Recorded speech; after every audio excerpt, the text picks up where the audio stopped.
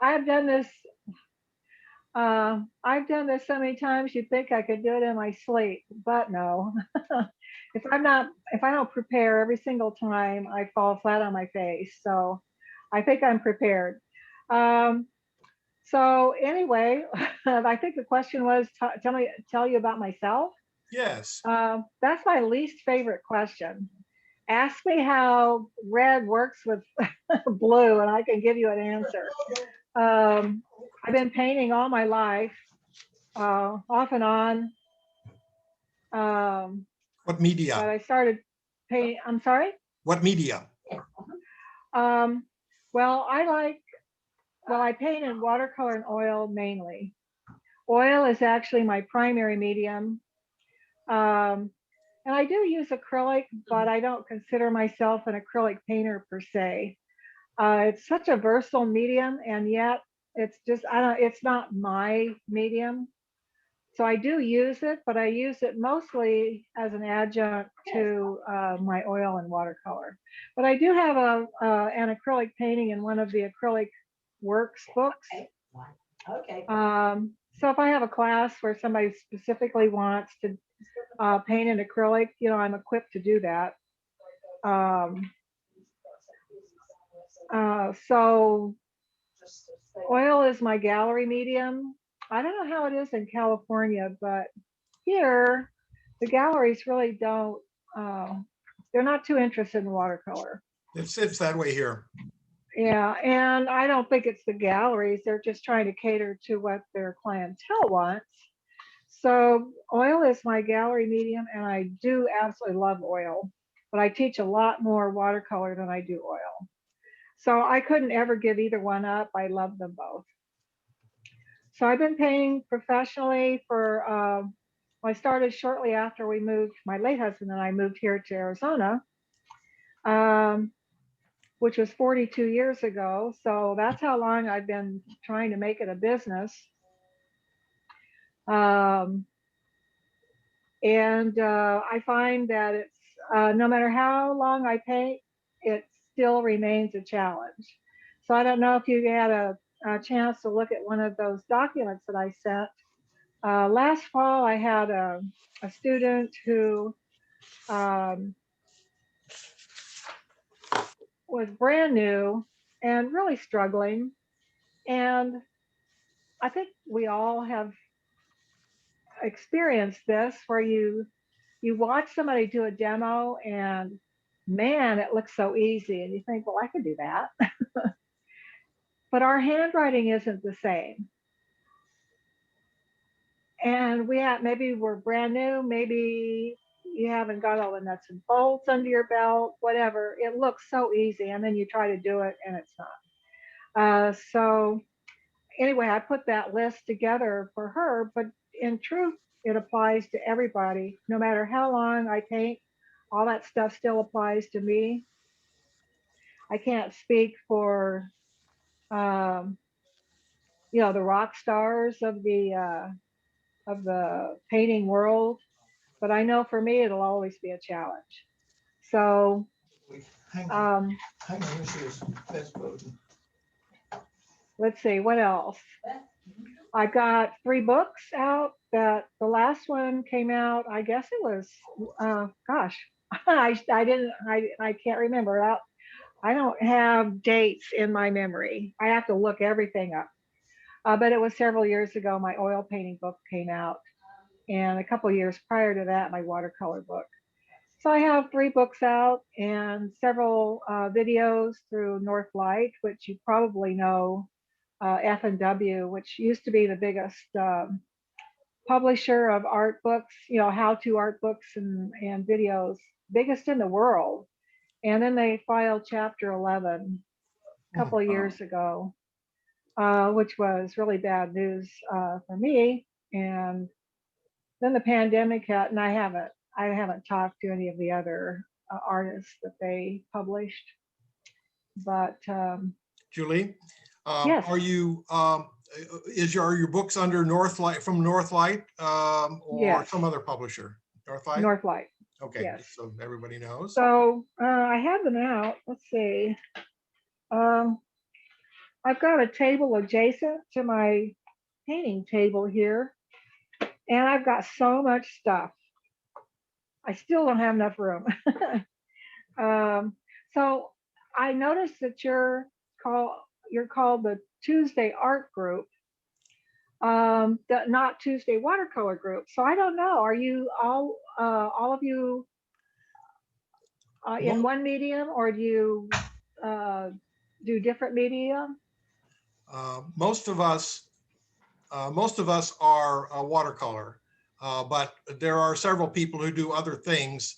When we were physically meeting before the pandemic, we would have, a couple of oil people. We would have an acrylic person, but mostly watercolor. So I didn't want to exclude anybody. So I thought I would cast a wide net and call us the Tuesday Art Group. Now we don't even meet on Tuesday anymore, but that's the way it is.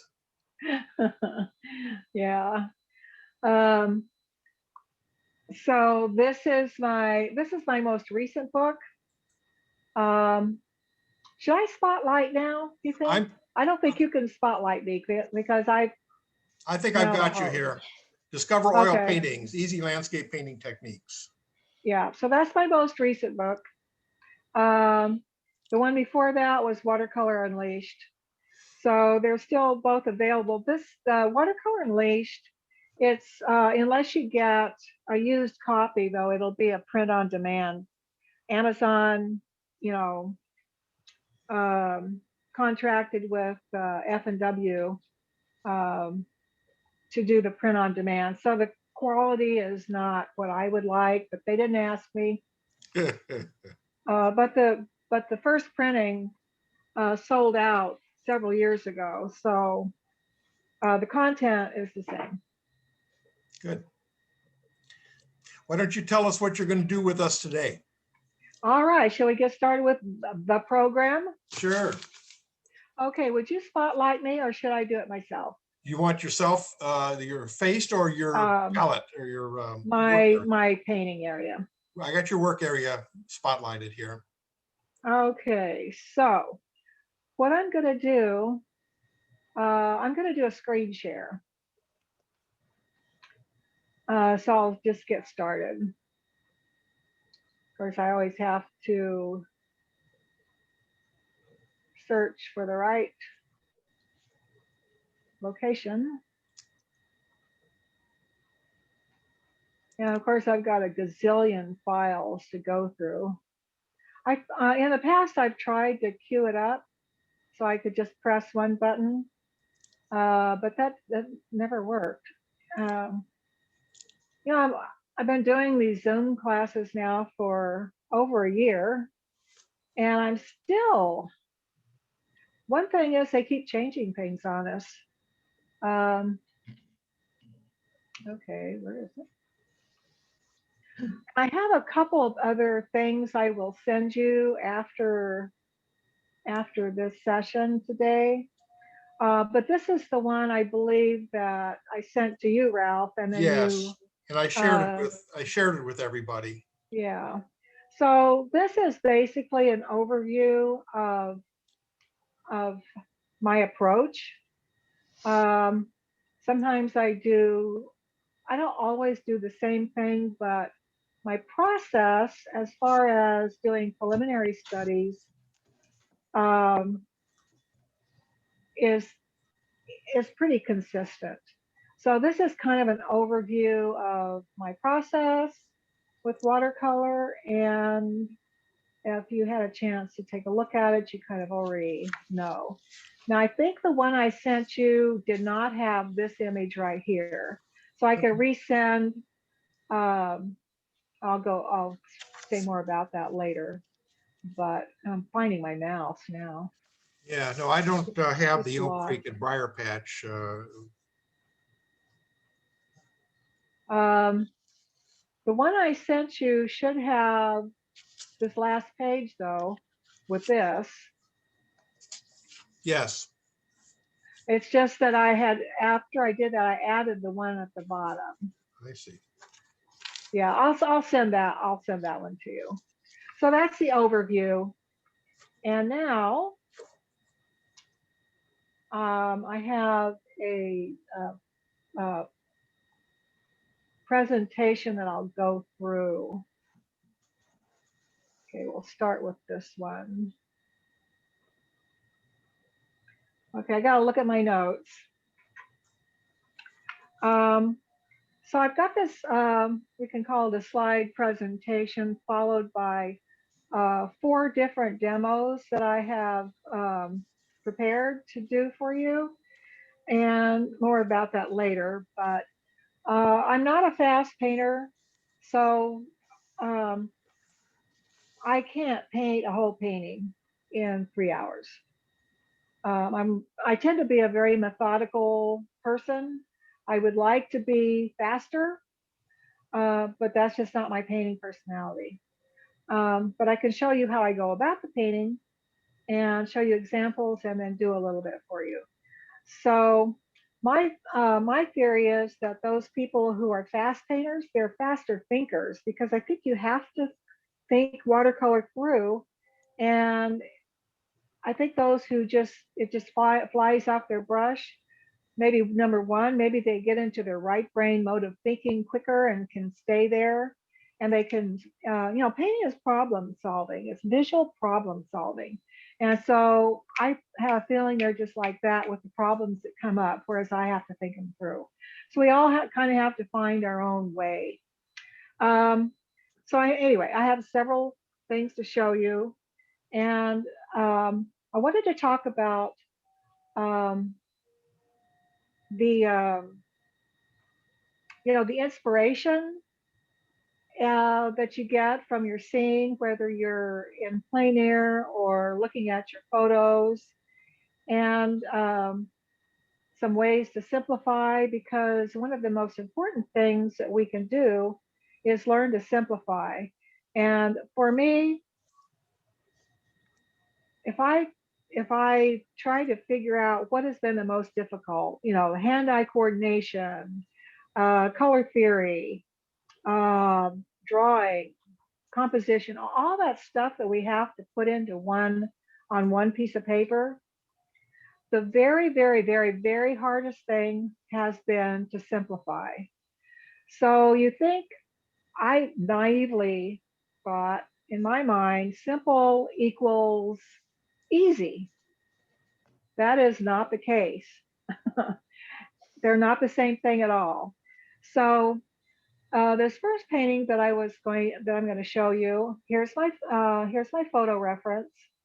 A beautiful spot in New York State that I took a few years ago when I was teaching there, and I think I've got a really good composition here. I cropped it down, but there are still a few things that I would want to improve on. One, this is a very, very green picture. I love foliage, and I paint landscapes more than I do other subject matter. So you'd think I would love green, but I really don't. Not in my paintings. So um, that's one issue. I think the stump. Oh, by the way, my cursor I'm using as a pointer. So I hope you can see me Yes, we see pointing at that. various things. So this stump back here, smack dab in the middle, this arch of this other fallen log. I think it's awkward. So those are a few things that decided I needed to address in the composition. This other log over here is kind of awkward looking. So I did what I call the 4-step sketch. I haven't been doing this very long, about 3 years, I guess, and it has really made a difference.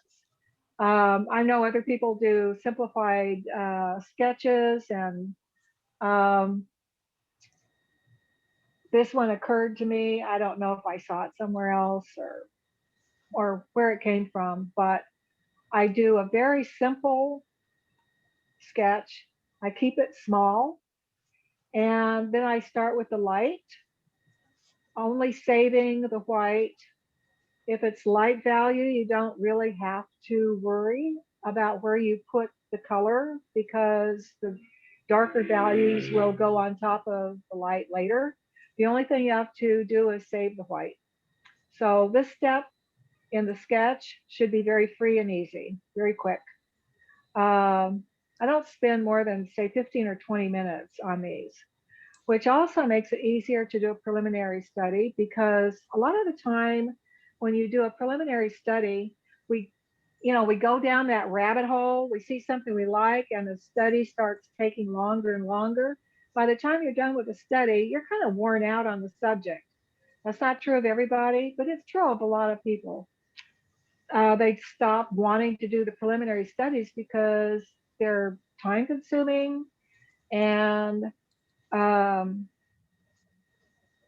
they become less fun. So this is supposed to be quick, quick, quick. And of course, my talking about it isn't as quick as I would like it to be, but I do want to explain what I'm showing you. So this would be the medium stage, and then the final darks. So now I know in a very quick way that I can take that scene that has a lot of complex things going on. I can take it, and I can make a reasonable representation of it very quickly. So now that gave me some confidence to move forward. Julie, I have a question for you. Yes, go ahead. So there's this dark edge of rock where the water is flowing over and so forth, and it goes from mid left down to lower right. And I was wondering whether, from a compositional standpoint, whether this doesn't lead the viewer's eye out of the picture. Anyway, that's was my concern. Well, this is my sketch. So when I'm doing my sketch, I'm not trying to improve. Sometimes I will improve on it, but my focus for the sketch is not to improve the composition. Okay. It is to see what's there, see what I've got to deal with. And then I make mental notes, sometimes physical notes. So my note to self, I don't think that's an issue in this, but my note to self might be, don't do that in the painting. Now, the way I see it is that this reflection picks your eye up and carries it around. Okay. So this was a very quick sketch. So then I do a much more careful drawing, and followed by the light value. Now my approach is a little bit different. So I've got 3 finished paintings to show you. The approach in starting the painting is a little bit different with each. This is basically a light value underpainting. While it was still wet, I did put in a little bit darker values here, but I'm still considering this a light underpainting. Now, I definitely did have to save the light, so I painted around the white water.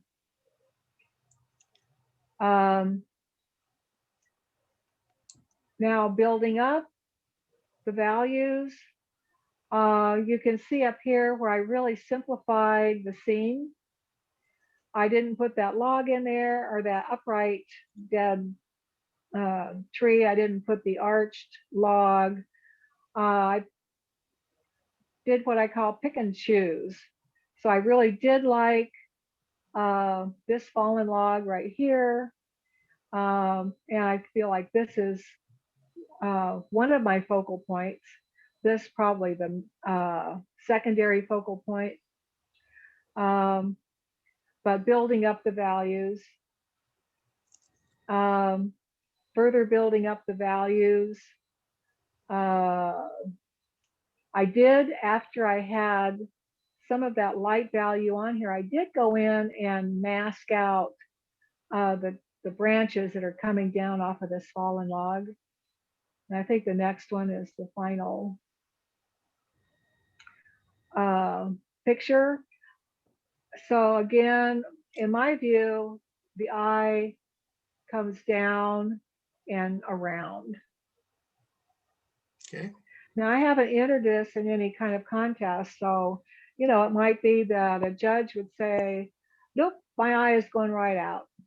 I feel like this, the reflections and this dark here are pulling the eye. And of course, we have the white paper and the darkest dark to catch the eye as well. Um, let's see, what else do I want to say about that? I'm going to go on to the next. So this is now down below Chittenango Falls. So these are the same area. Um, this little waterfall caught my eye. I did boost the color a little bit in the photo and of course cropped it down to the composition that I wanted to paint. So now I'm going to talk a little bit about using color as value. So basically in this, you see tan, brown, green. That's pretty much the only colors you see. Again, I'm going to do the quick sketch. You can see how quick this is. It's not belabored in any way. Another thing I call this sketch is the no thinking sketch. So what I mean by that, now if we're in class and you're going to do it, I have done the thinking ahead of time, as I will show you my notes a little bit later on. But when I first started this, I don't do that so much now, but when I first started doing this, I would actually write down every single step so I could go through it quickly. I do the simple sketch and I say, okay, now what? Well, look at your notes. What does it say? It says light values, save the white. Just do it. Don't think about it, just do it. So this is the opposite in some ways from what I call the real painting, because in a real watercolor, you have to think. You have to think it through and plan and all that kind of stuff. But this preliminary study is to do it quickly, or that's one of the ideas of it. Light, you could see the light just kind of goes everywhere. Medium, dark, pulls it together. It's not very pretty, but that's also totally unimportant for this. Now I've got a handle on the value pattern. I have an idea of what's going on in that picture. I have an idea that I can represent it quickly if I so choose. So I've got confidence to move on. So now the drawing. I've taken this underpainting a couple steps further than the last one. So not every painting follows the same exact process. In general, yes, but not exact. So the value is key here. What I'm going to show you later is how I like to do the whitewater, which I do negative splatter. And one of the points here is to try to get that original wash that defines the white, get it dark enough so that you don't have to come back later. I can't tell you how many times I have had to come back later, and so I can make it look okay, but if you come back later after, around a splattered area, you can't splatter the same way twice. That's the beauty of splatter, in my opinion, is that it has such a randomness to it. So my goal here was to keep it wet, but get this dark enough so that I didn't have to come back later and paint around this again. But you can see I used, instead of the brown and the green that was in the picture, I've got some reds, some purples, some blues, blue greens, golden greens, pink, gold, peach, a whole bunch of different colors. Just continuing to develop now with darker values, now painting around some key leaves, little splatter in the texture on the rock.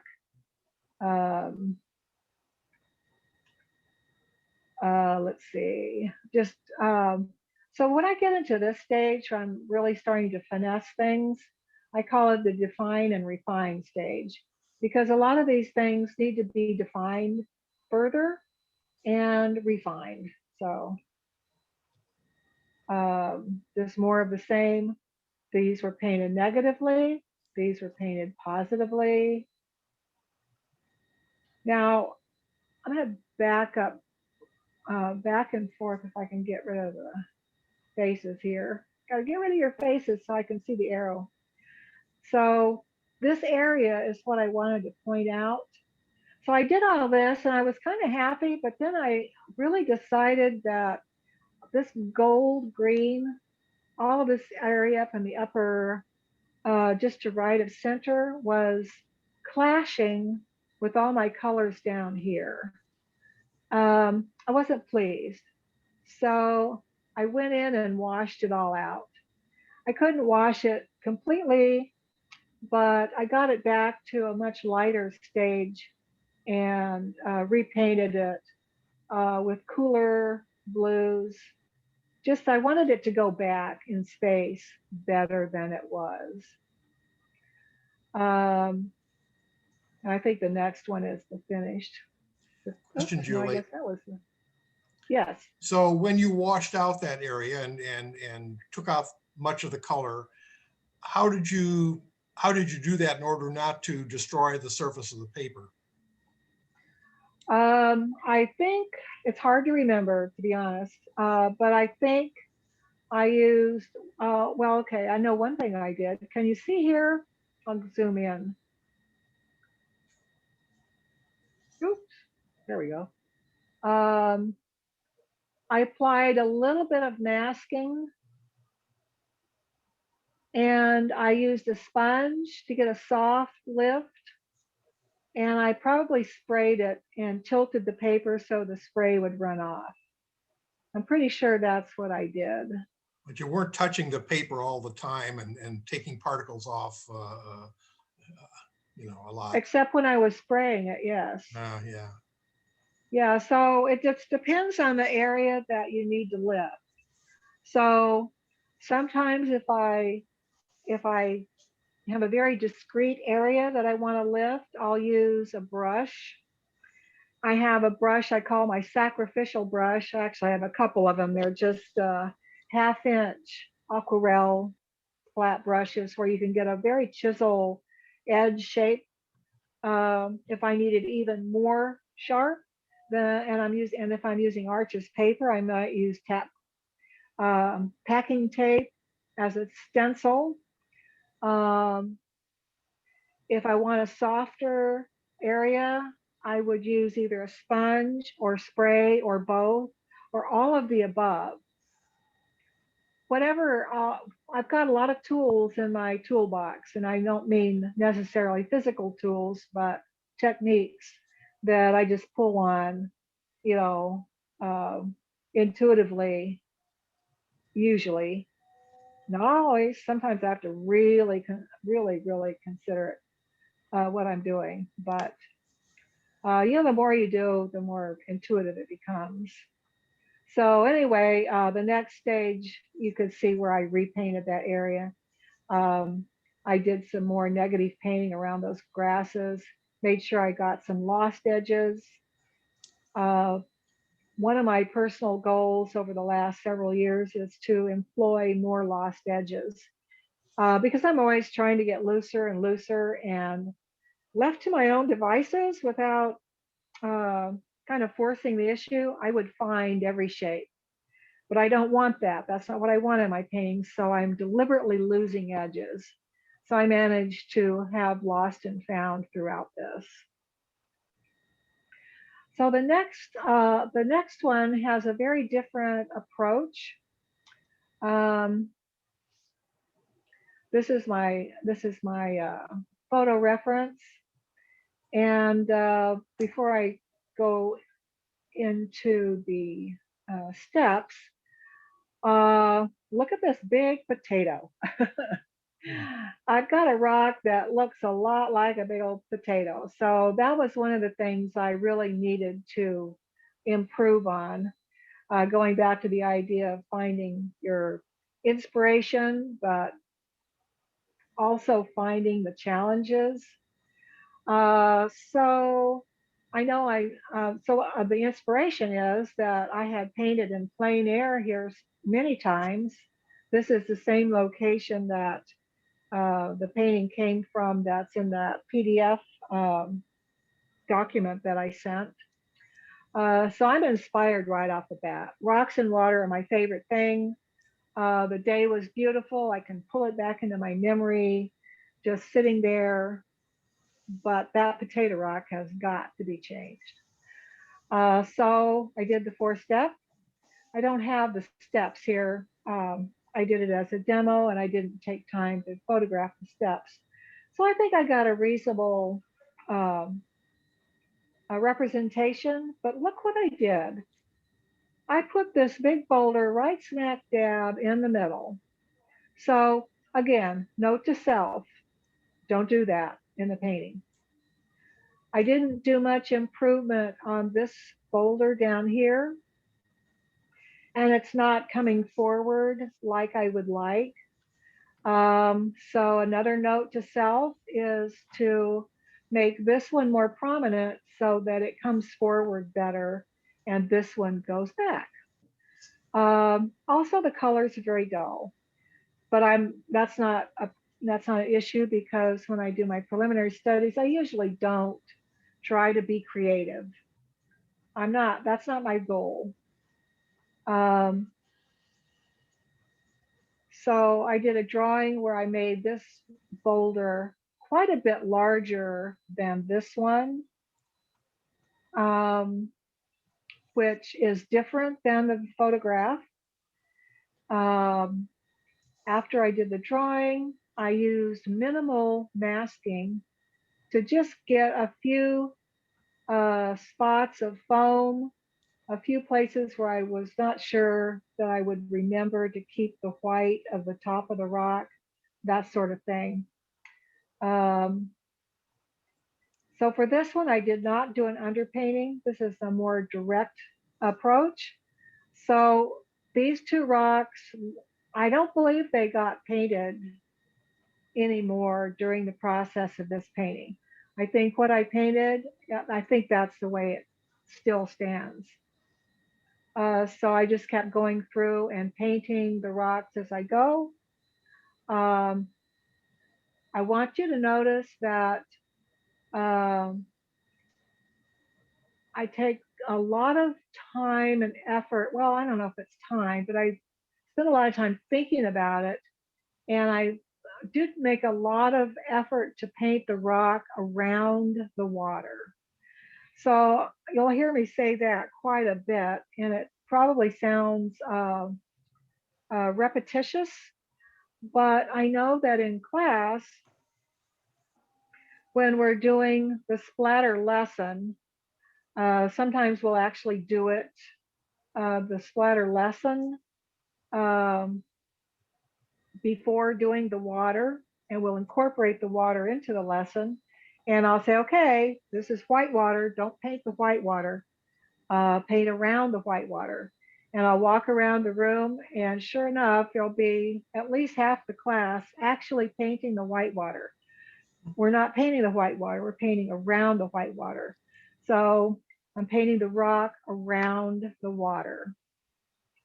And I'm going to do a close up so that you can see how effective it can be to do splatter around that white water.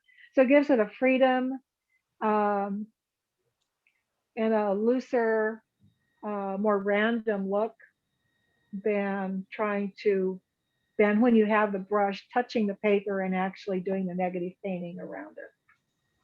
So I'm going to show that later. Um, I also like to use salt. So you could probably see without me zooming in.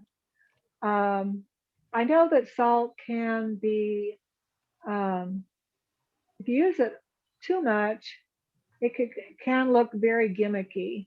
but I kind of like the look of it, and it can really help the water to have a frothy look to it. So if I use salt or any other technique that gives a painting a look, like salt has a look all its own, masking fluid has a look all its own. Um, Other techniques that I can't think of at the moment, scraping, I suppose. Um, Anything that gives the painting a look, I try to balance it throughout the painting. So I don't just use salt in the water. I then incorporate it into the rock and wherever else I feel would help with the balance. So all of this was pretty much painted directly with no going back. I don't paint that way that often. This was a class where I, for some reason I can't remember now, that was the focus of the class. Um, but you can see in this finished version where I did go back, there are some places you just can't paint completely directly. You have to go back. In this case, I went back in here and put darker dark here to give this rock more definition, more volume. Uh, I modeled it a little bit later on, darkened in through here, and that is the finished painting. So now we get uh, to the individual pictures that were in that PDF. So I did want to talk about plein air. That seemed like a good thing to um, have a secondary focus on this morning. I do love plein air. I don't get a chance to do it as often as I like. This is Oak Creek Canyon up just north of Sedona, and uh, several of the paintings I'm showing is in this area. But the day was gorgeous. You know, I can really remember sitting there and pull all the sights and the sounds and all of it, a lot of it, I shouldn't say all of it, back into my memory. And partly because I keep revisiting these photos, but I think even more importantly because I did sit there and I did paint, I did sketch, um, and that really fixes things in your memory.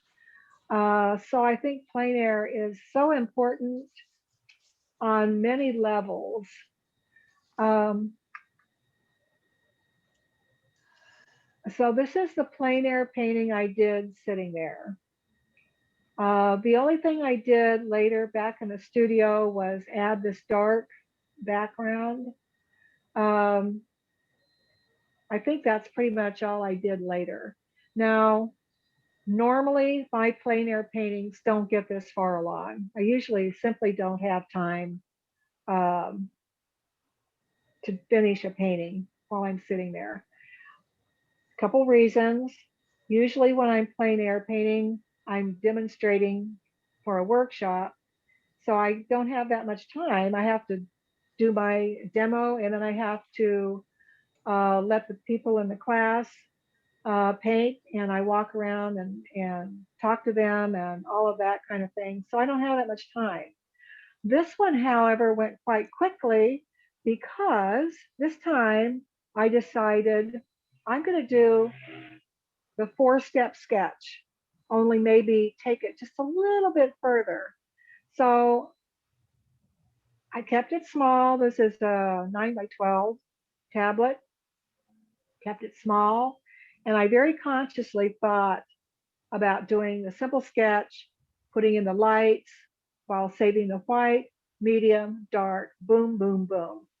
Trying not to get all caught up in all those squirrels that are out there just uh, going every which way and taking our attention. So another point about doing the quick sketch is that it really does take a lot of concentration, a lot of focus, and a lot of discipline because it's so easy to see that squirrel and go off on a tangent. So when I'm able to focus, I can do it so much quicker. And then I allow myself the luxury later in the studio of taking my time. Um, Another thing I like to do with a plein air photo is when I'm back in the studio, I'll experiment with flipping them, cropping them. So this is the same photo, only I flipped it for the next demo or the painting that's in that PDF. And I kind of like it because it lets the eye lead in through the left, which of course in our culture we read that way. And I read a long time ago that that's a successful thing to do in your painting. It helps the viewer to get in from the left in the direction that we are already used to. And I've kind of taken that to heart over the years. And you can't do that if you're painting in plein air. You can't flip it. Maybe some people could, but I can't. So I flipped it, and I did another very quick um, 4-step sketch for the group I was demonstrating for, just to get the gist. And a lot of times I will also do um, an abstract study. Now we're not going to focus on that today, but I put it in because it's in that document that I had put together a couple of years ago. This is also fun, and it really helps you to get the feeling. So when you're painting a tricky subject, and I'm going to show you later how I analyze the creek, but on the one hand, and I shouldn't say you, kind of always go back to me, what I have to do. I first have to analyze it so that I can feel it. So it's left brain, left brain, right brain, all the time going back and forth. Um, so I have to analyze it so I know what's going on. I have to analyze it so I can figure out how to portray it. And then I have to work my way into the painting part of it where my painting doesn't look like I've analyzed it to death. I want my painting to look like it just kind of fell off the brush. Well, my real paintings are usually somewhere in the middle. I can have areas where they look more intuitive. Um, but where I'm most successful of just feeling it is if I can totally let go and just think, I'm not going to even try to make this look like the subject matter. I'm just going to have at it. Just let it happen. So they're not always that successful. I kind of like this one. I think I've got the feeling. Um, I'm not sure if you didn't know it was a creek, I'm not sure you would know it was a creek. But the point of the abstract study is not to, for me, not to try to portray realistic subject matter. But now we're back to the painting. So I did a careful drawing, and in this class, we did do some masking. Now, all of the things that I've shown you, they've all been demos. If I'm painting totally on my own, I probably wouldn't use masking fluid. I don't really like it. Um, I use it very sparingly because of the harshness of the shapes that are left when you remove it. Um, so I kind of take a page from Nita Engel, if you're familiar with her. I just have pored over her book so many times over the years that it's dog-eared. Her paintings are so luscious. But I do remember one thing that she says. She says that she only uses masking where she can't figure out how to save the white any other way. Um, she was such a genius. I think she could have done it without masking, but um, Julie, yes, what is the artist's name again? Nita Engel. She, Nita Engel. she Okay, thank you. passed away a year before last. I never met her. Uh, I just have her book. She was fabulous. The last name is Engle. Most everybody does know who she is. But anyway, um, now this time for this class, I used masking fluid plus, for this particular class, the one of the um things that we were to focus on in this class was using acrylic underpinnings. So this painting does have the dark acrylic underpinnings. I don't, that wasn't the one of the focuses for this particular workshop.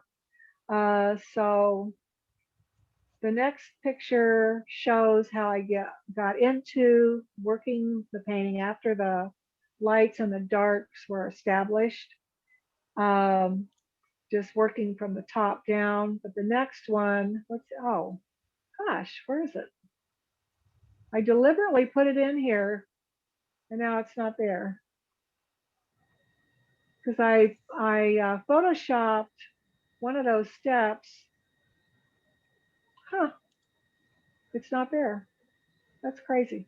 It'll show up later and then I'll say, okay, this is the one I was going to talk to you about. Because I photoshopped it to show um, this next step without the acrylic underpinnings. It'll pop up, I'm sure, as we go through. Let's see, where was I? Kind of lost my train of thought, which is one reason I have this slideshow to prompt me. So this one is, if you recall, the first three paintings I showed one that had an underpainting, and then the second one had the light underpainting that took it a couple steps further, and then the last one was more direct painting. So this painting is a combination of all of those. So the top part, I started with an underpainting, but then the rocks became more direct painting. Again, I'm using salt, a lot of negative painting, a lot of using color as value, not using colors that are actually in the scene. Develop, define, and refine, keeping it loose, all the stuff I'm always trying to accomplish. Splatter, negative splatter, positive splatter. And this is the final painting. Back to plein air. I'm going to go through these quickly, doing that same 4-step sketch in plein air. This is white tanks we were talking about earlier, Ralph, in a beautiful spring where we'd had enough rain to have just fabulous wildflowers. This was not a strictly 4-step process, but very simple, trying to see if I could do a simple representation of the scene by really disciplining myself to those simple steps. And there's my result. There's my plein air setup, my minimal plein air setup. Now, let me ask you, are some of you, or many of you, or all of you, or none of you, plein air painters?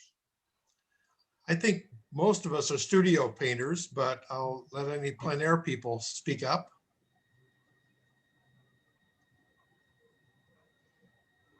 I have 2 basic plein air setups. This backpack, it's not a backpack. It's not a backpack per se. It's somewhere between a purse and a backpack. Well, I can't talk. Backpack. So it's kind of small. It's not as big as a large backpack. But inside of it, this is what I keep in my car. This is my emergency plein air setup. So all I have in it is basically a tablet, my travel palette, which is the palette I use for everything, except I have several of them. And so I can just set up pretty much any place and do something quick. I also have the full Monty, I've got the easel, the umbrella, all of it. which I trundled up and down the cobblestone streets in Umbria several years ago. Um, but I don't always want to do that. I don't always have the strength, um, energy, or desire to take it to that level. So it's nice to have a really minimal setup if you're interested in doing something quick and easy and not having all of that stuff. Um, so now we are going to talk about the painting that I'm actually going to demonstrate on for you. I did start it. I have this one that still needs some finishing up, but I saved some of the white water in the bottom so I can demonstrate. But I did a 4-step on the banks. So I'm going to talk about, again, the inspiration versus the challenges. So this is what I was looking at, sitting on the banks. Um, and of course, this is still only a small part of what I was looking at, because you have, what is it? When you're at a globe, how many degrees is that a viewpoint? So you have to select a viewpoint. This little creek back here that's kind of running into the big creek, that was what I was really interested in. Look at this big old rock right in front of me. So when I'm out, I usually use my camera as my viewfinder, and I'll take a ton of pictures, and then I try to focus. So you can see my composition down here. And so then I took where's my picture? Oh, my computer has to think for a minute.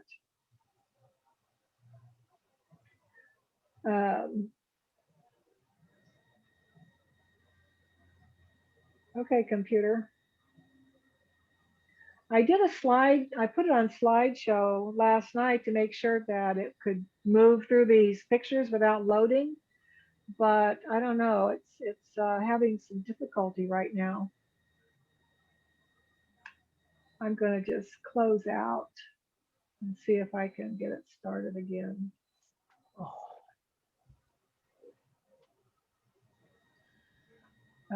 This is the one it's having trouble with. I don't know why.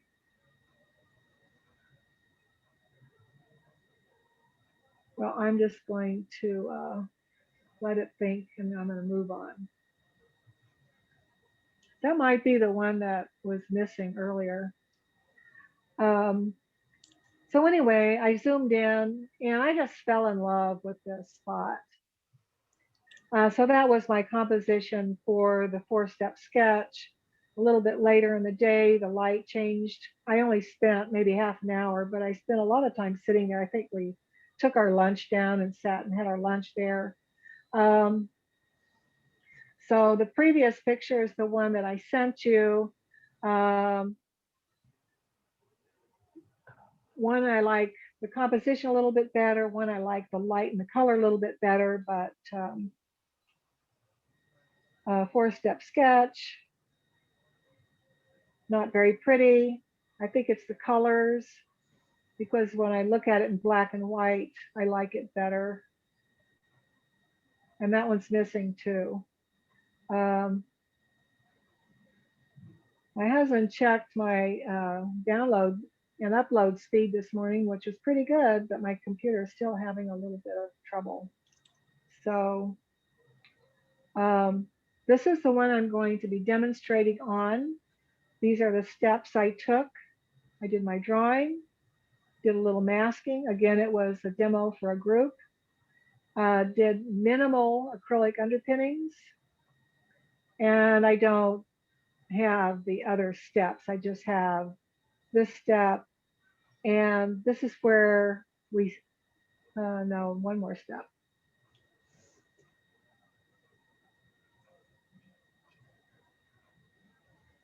So another missing picture. But you'll see it in a second. So that's we've got 2 missing pictures. But I am going to now stop the slide share, screen share, and go back to gallery view. So that's where we are right now. Well, I've actually got So, your painting area spotlighted, pinned. Let's see, I'm going to remove. You must have it pinned I do have it pinned. You want the because pin taken out? it's not spotlighted from my end. So maybe go to gallery view. Okay, I'm going. There we are.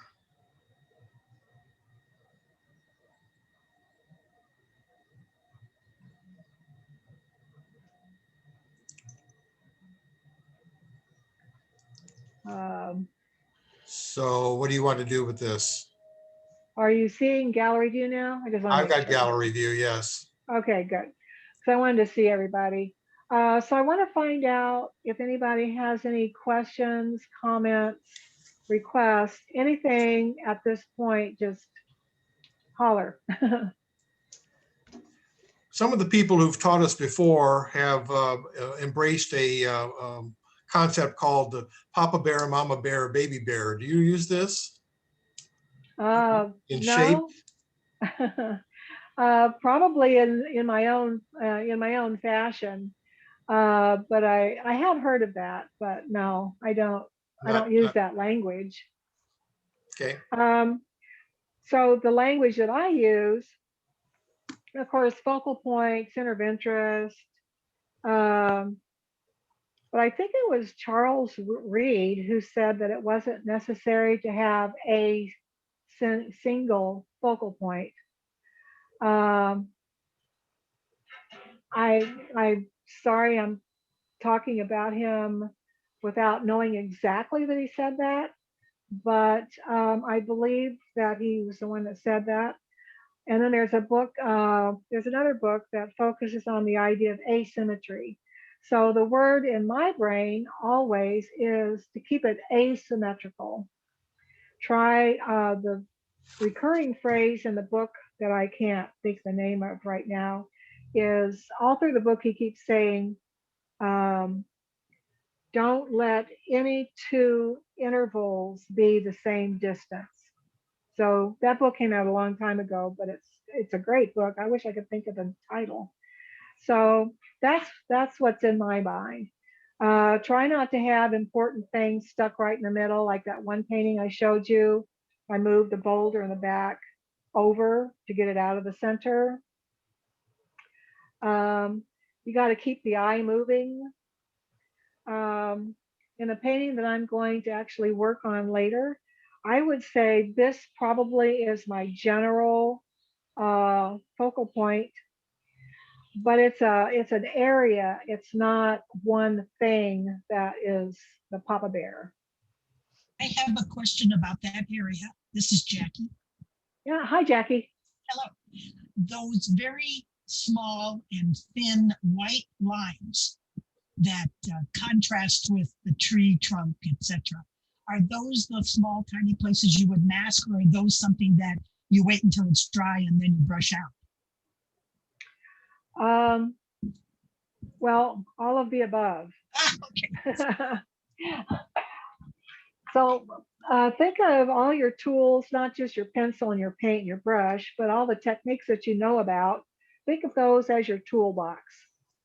So you don't always need a wrench. You don't always need a hammer. You just figure out what you need at any given point in time. So I'm going to spotlight. Let's see, maybe this would be a good time to show some finished paintings. I don't have them on slide share, which is a good thing because my slide share kind of it failed there towards the end. Where's my finished paintings? You've seen these in the slide share. All right, I have this whole stack. Where did I put them? Maybe I'm just thinking I had more put out than I actually did. Here's one that wasn't in the slideshare.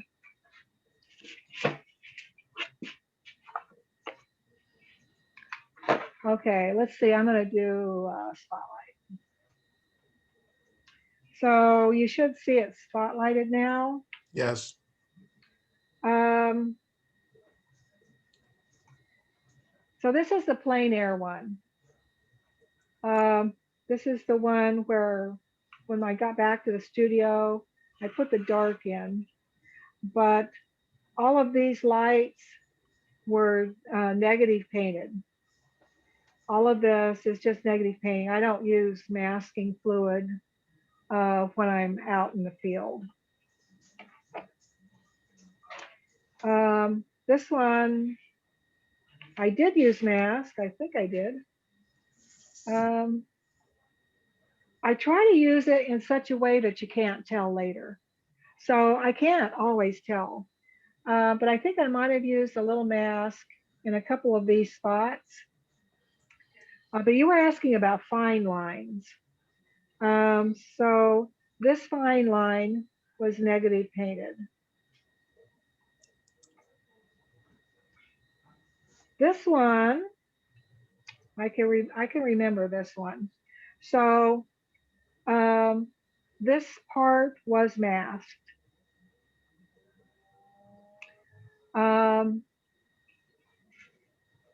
See these fine lines right here? Yes. That's masking. That's masking. But this is negative painting. So I try to incorporate what I feel I need. I did mask here. I think I masked down here, but that reminded me of something else to mention. Let me see if I can hold that thought long enough.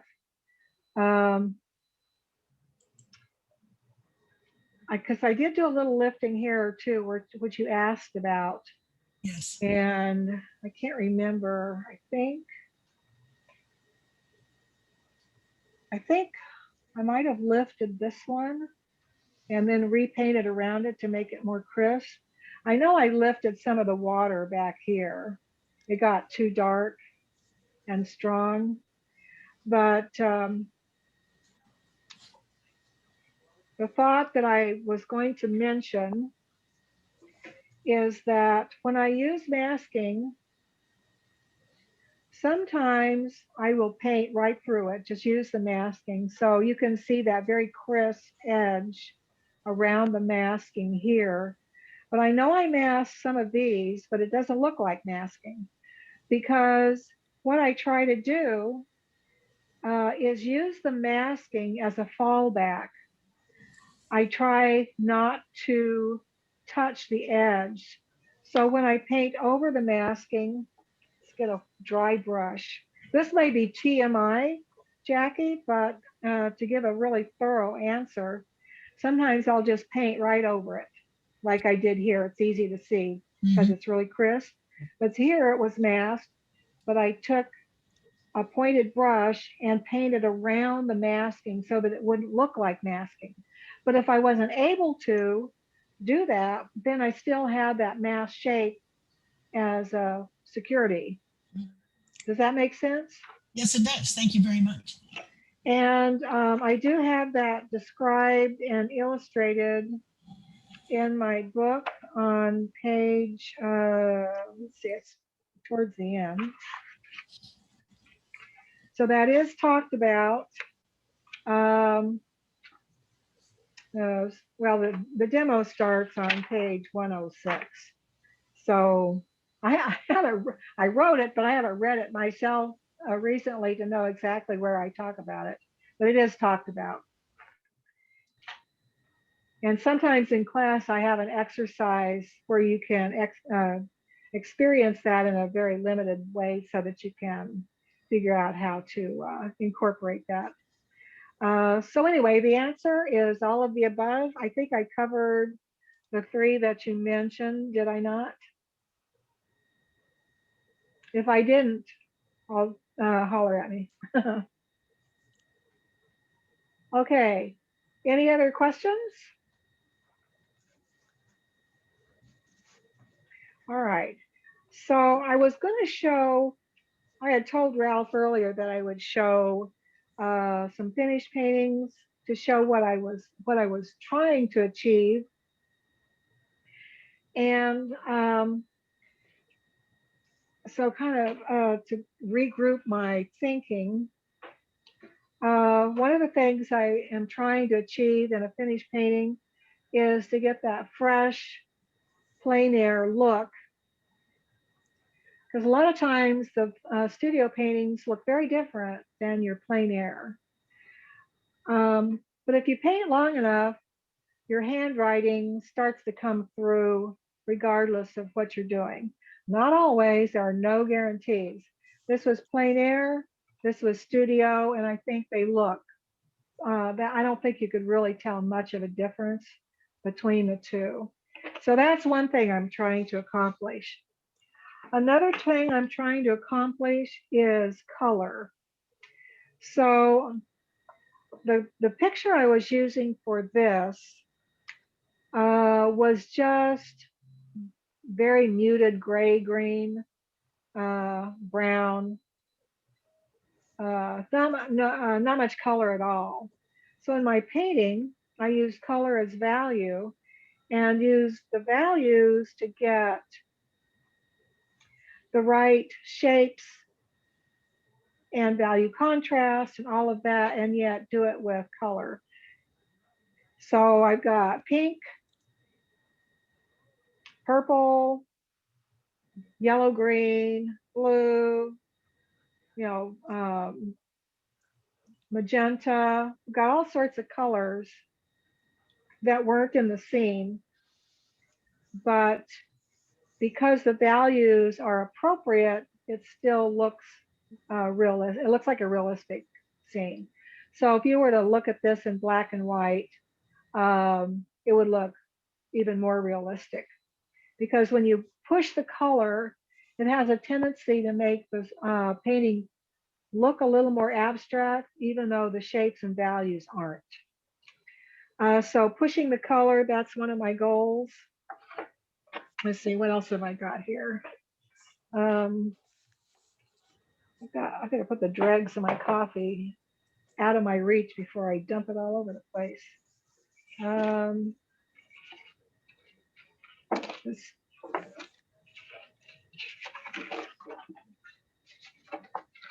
and of course, this one, you saw the picture, it was just brown and tan and gray green.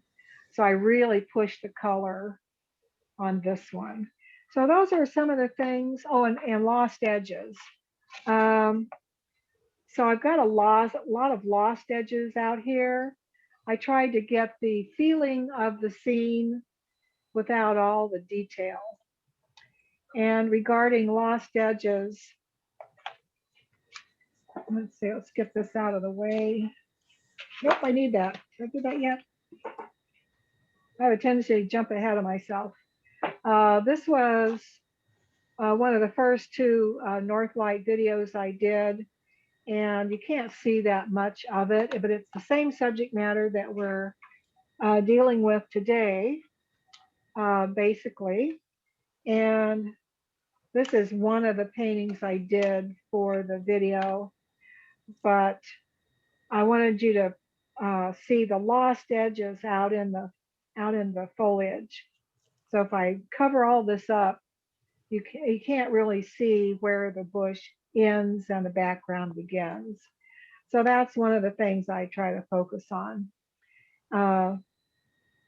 Not too many found shapes throughout. We all have our own particular individual goals.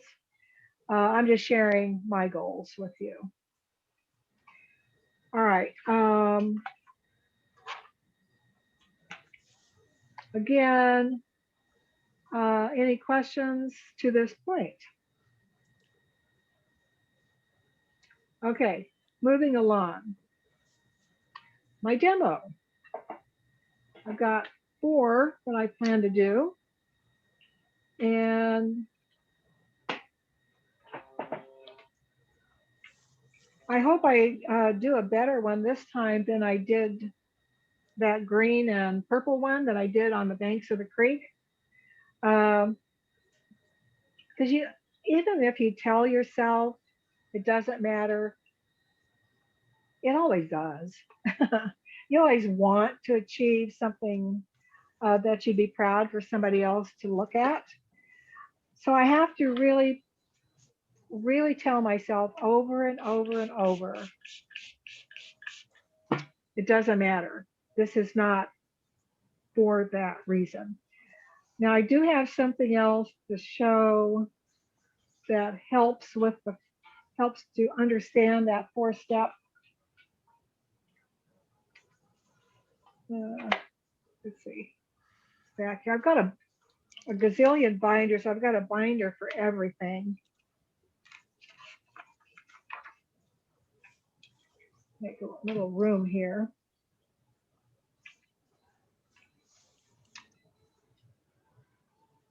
So this was a painting that we did in a class over at Scottsdale Art School. And of course I had them do the 4-step sketch. And this was our subject matter, which it didn't look that complicated, but I'm sure I don't have to tell you. You can pick the most simple looking picture and you start painting it, and all of a sudden you see all this stuff that, oh, well, that's harder than I thought it was going to be. So we did a simple sketch, light, medium, dark.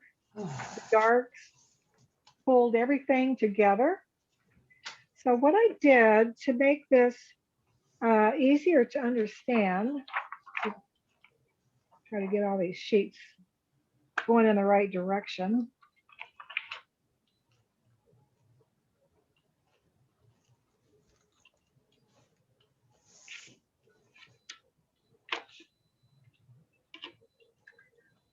So this isn't the original sketch. I just printed it, printed that sketch the size of my paper so I could do this. So I took some sheets of clear acetate and used fluid acrylic to simulate those steps. So this would be the first step. This is the light. So because this painting, that picture that I was working from, didn't really have any white in it, I don't really need to save the white. And because I'm doing light values, the light values could basically go anywhere. See, this is the stage where you can really relax, both in your sketch and your painting, because watercolor, as you know, is light to dark. So the subsequent washes that we put on that are darker are going to cover up a lot of our underpainting. So there's the medium stage. So you have to be a little more careful. The darker you get, the more careful you have to be. So it's still pretty loose. I don't know if you can see. It's still pretty loose. But now we're beginning to see that lantern, the holes, but it's still pretty loose and sloppy. Now my final is sloppy too because it's just a sketch, but the dark value then pulls everything together. So this is my simulation. There's the actual sketch. So seeing those as 4 very separate steps usually helps people in a lot of different ways. The goal is, let's see, I've got to get my other binder out. So this is the document that I sent you. The objective, overriding objective, is to simplify in terms of drawing and composition, largest, most important shapes only. Process, simplify the process into the traditional light to dark at its most basic, and simplify the values so that we learn to see and separate into three basic values. So the painting to come is not going to be this simple. If you look at the document and all the stuff I've been showing you, if you compare the drawing for the painting, the quote unquote real painting, you can see a big difference. Technique, you can see a big difference. So in the real painting, that's when I allow myself to get fancy. Fancy meaning, more careful attention to the drawing, prettier colors, get creative with the color, maybe use some salt, a little masking, a little acrylic underpinnings, splatter, anything that you have been using in your paintings to give you that beautiful watercolor look that you're seeking, that can come later. For the sketch, I'm just focusing on the basics, simplification being primary. So let's do it. See, I did put fresh paint out earlier. Let's hope it's still fresh enough to use. We're in a dry climate, so I always mist it, and I mist it throughout to make sure that it doesn't, well, it still dries out, but to try to keep it workable. Now for this, and most of the studies that I do, I create, to begin with, what I call an artificial picture plane. So when you're talking about a painting, the picture plane is, of course, the entire piece of paper. A study seems to be helpful to have, to work within a box rather than the entire sheet of paper. So that's why I call it my artificial picture plane. And I also want to point out that I realize that I may be talking too basic, too elementary to you, but I never know at what stage the people in my classes or a demo or whatever. I don't know what stage the individuals are in their studies, because I've had people who are total beginners and people who are also teachers. So I hope that what I say applies to everybody, but I do realize that it may sound a little too basic. So if that's the case, I apologize. So I usually start out by finding the center of my picture. I would say the center is probably about there. And then I find the corresponding center in my picture plane. So I have some place to give a point of reference. So I do a better job if I'm in my right brain. I'm not sure I'm in my right brain yet. So I'm going to try to keep it as simple as possible. There's that rock. That's the bank, the opposite bank. Now, there's that big rock. Actually, it's a couple of different rocks. There's the fallen log.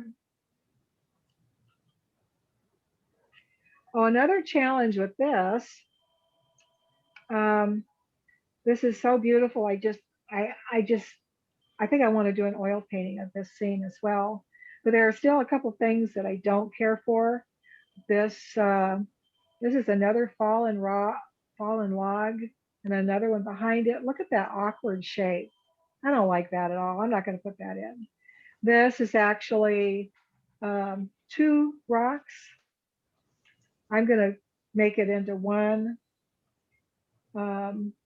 This tangle of stuff over here could really drive a person crazy to try to get all of that. If you can't get in your simplification mode, trying to do all that could drive a person crazy. So there are a few things I really need to simplify. Let's see, I do have a tree trunk coming up this way and a bunch of foliage that's hanging down over everything.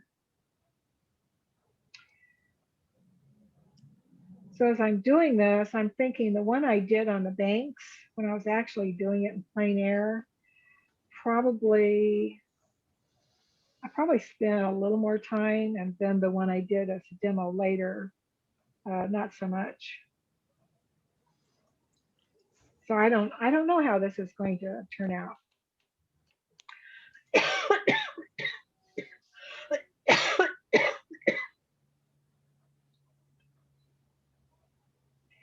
So I can feel myself starting to draw. So I have to stop and say, nope, stop it right now. This is simple shapes only. Most important of the shapes. Look at the big part, not all the little stuff.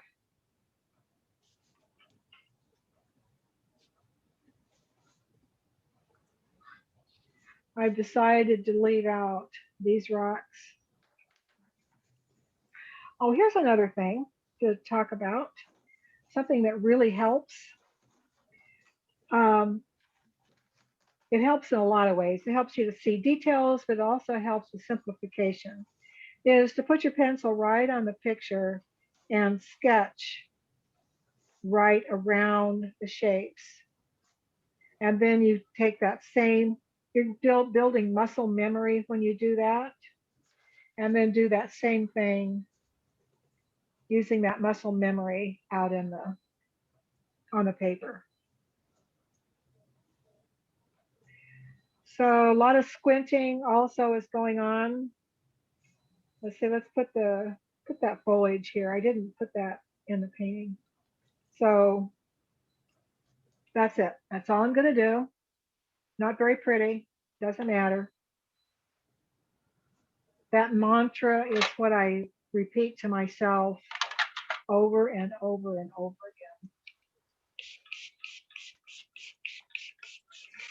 again. And what is the mantra? Art is not pretty. No, the sketch isn't supposed to be pretty. Okay. So I'm going to use probably just 4 colors. I'm going to use my cool yellow, which is Windsor Lemon, my warm red, which is Holbein's Scarlet Lake, my blue that's a little on the cool side, but not cold, which is cerulean blue. And then for the darks, I will add, let's go with Prussian blue, because you can't get dark with cerulean. You're going to have to add a darker blue. So squint, squint, squint, and look for the lightest light. So when I'm doing this, I'm looking for the lightest light that I see in the whole picture. And of course, we have some white water that does need to be saved. But I'm also looking for the lightest light in relative terms. So the white is the lightest light within the whole picture. But if you look back here in this boulder, which is, it's not quite as dark in person as it looks on the screen. But so I need to look at the lightest light within this, which is actually not light at all. So I'm looking at it both ways. So rule, I don't like rules per se, but I really, really advise that you use a wide flat brush for these first 2 steps. And I will tell you why.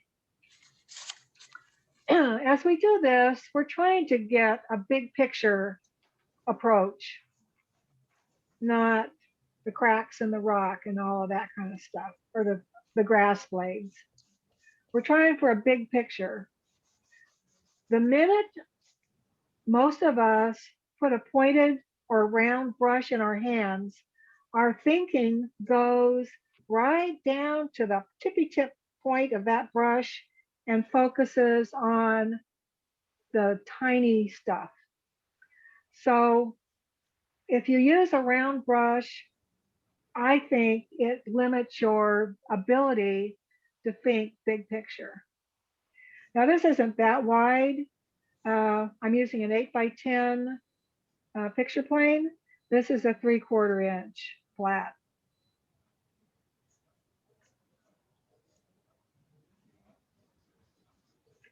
So I'm just slopping that paint on without, it can go through the branch, it can go wherever it goes, it doesn't matter because it's light, because we're going to be using color as value. Especially for this, it can go on the rock. The only place it can't go is in the white water. So I'm putting the lightest light down that I see. Now I'm going to mix in the cerulean and the scarlet lake to make more neutralized colors. And it's not as dark in person as it might look on the screen.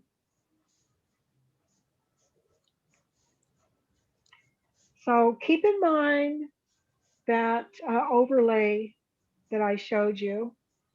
Let's see. Where the colors just went everywhere. Of course, that didn't have any white. This one does have some white that I want to save. But since it's a sketch, it's really not critical either. So what is this supposed to be back there? I guess that's that far bank. A little white along there, so I'll save that. So even my white shapes aren't really defined. So I'm not trying to save anything but the whites. Matter of fact, I kind of want the whole page to have some value on it except for the whites. All right, so that's my light stage. Now for the medium. And I'm going to grab a couple of clips to hold this paper down.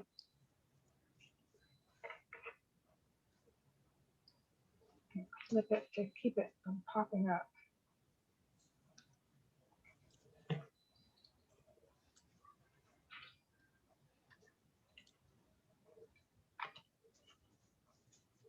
Okay, using the same 3 colors. But of course now less water. I'm going to go into the medium values.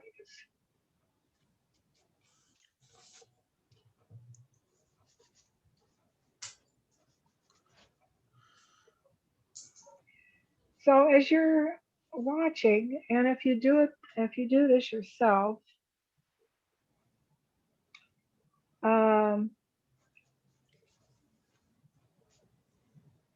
what I'm doing right now may not look medium. It may look dark. So a couple things to think about though, as you're looking at this, is that to begin with, as you know, watercolor dries about 30% darker. Lighter. Lighter, I'm sorry, thank you. It dries lighter.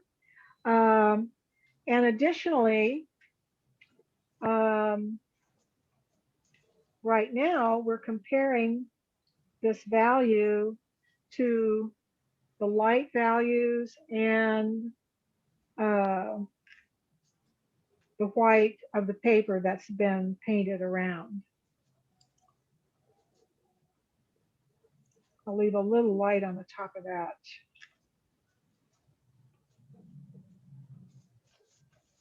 Top of that boulder. trying to remind myself to squint, a lot of squinting. So in addition to this doesn't matter, this isn't pretty mantra, in addition to that is squint, keep squinting.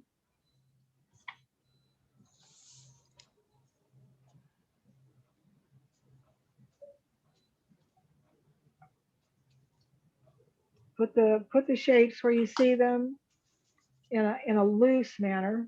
Don't get tight with it. There are a lot of things I have to keep telling myself.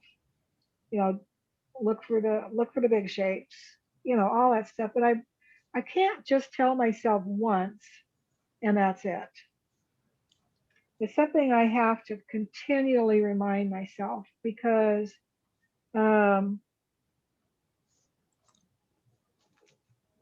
we are all subject to that scurry of squirrels that can just jump in there and take our attention. Now, in my paintings, the medium values are the lion's share of my paintings. So that also becomes the lion's share of my of what I do in the sketch. So I spend more time on this. So one could argue that this is more than 4 steps, and everybody's perception is going to be a little bit different.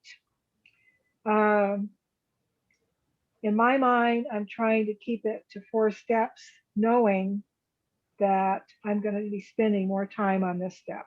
So, you know, everybody you've got to do what you got to do. I would recommend that you start this way so that you can see the benefit and do it enough so that do it enough times so that it resonates. But it teaches you also to focus and discipline. So now I got to look at this and see if I've got enough medium. I think I need a little more medium in here. Looks like this one is in shadow. Looks like it probably needs a little more medium in here.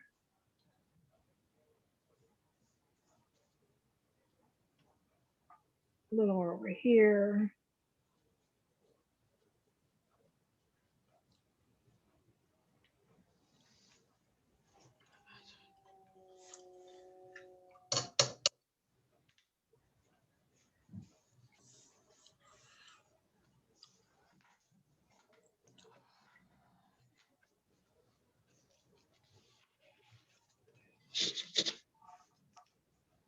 Oh, that top of the rock needs to come down just a little bit and follow through.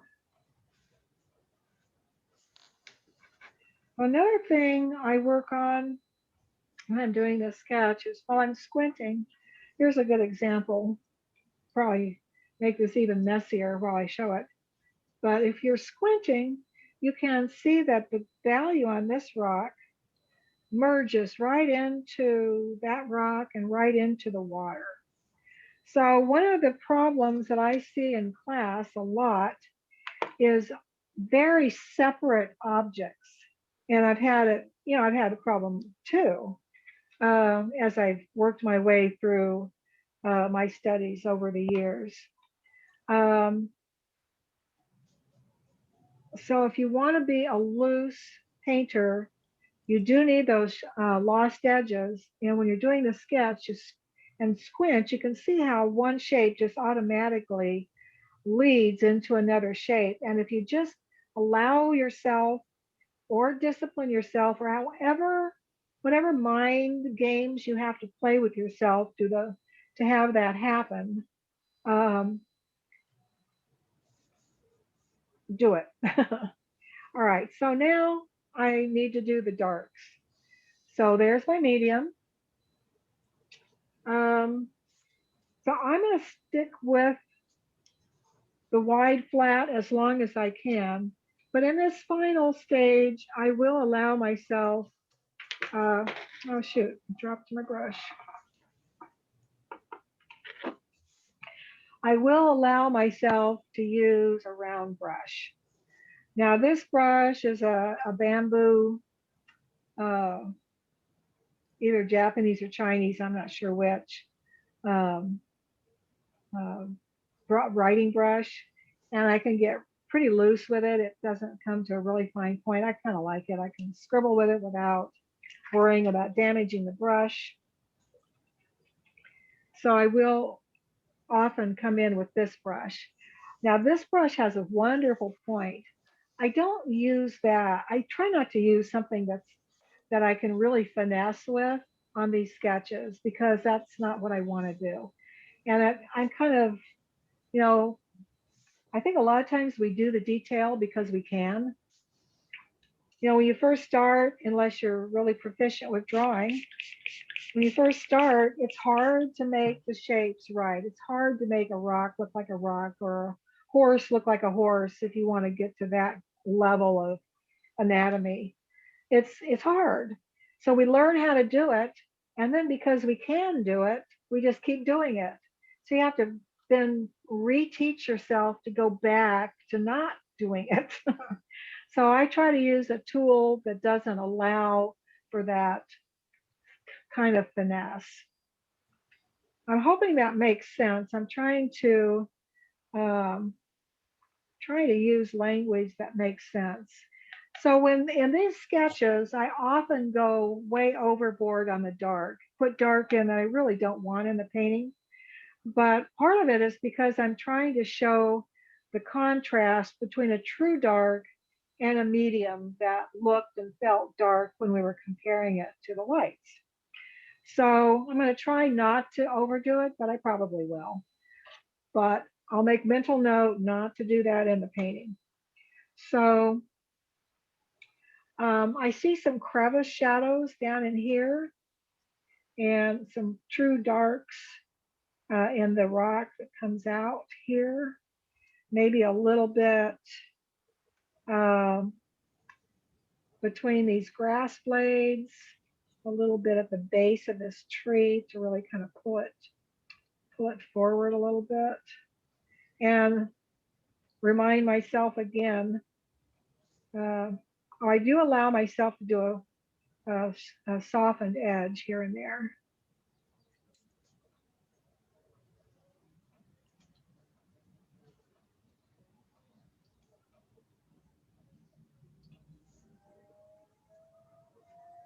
But even with the softened edges, I think you can see the difference between the medium and the dark.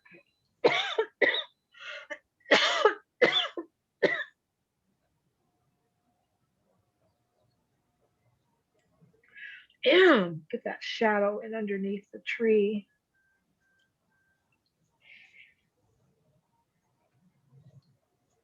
See some darks on that far bank.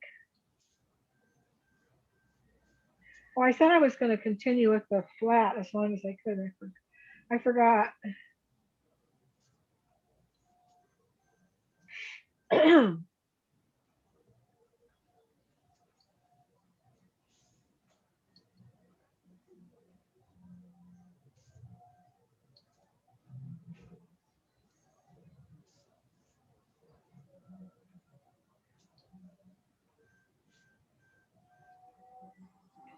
Now, if anybody has any questions for me while I'm painting, that's fine.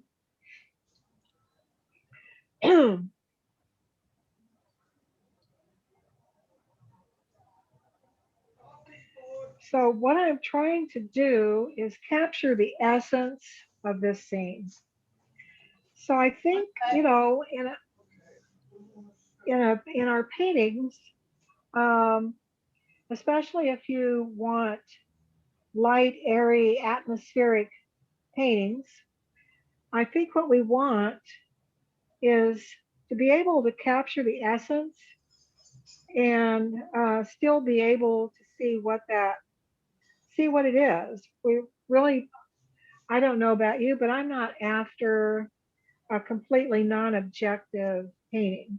I just want a loose painting that still looks like the subject matter. So that's what I'm after, is the essence.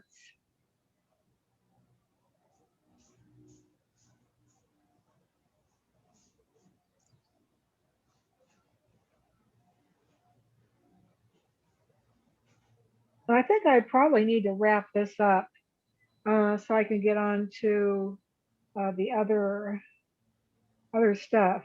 I have a feeling we're starting to run out of time already. Let's see, where's my dark rock?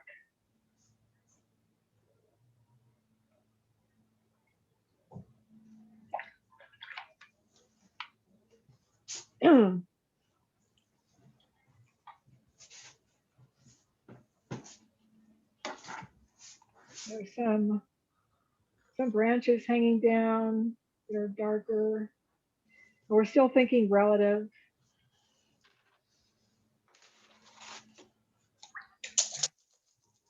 So I think I did capture the essence of that scene.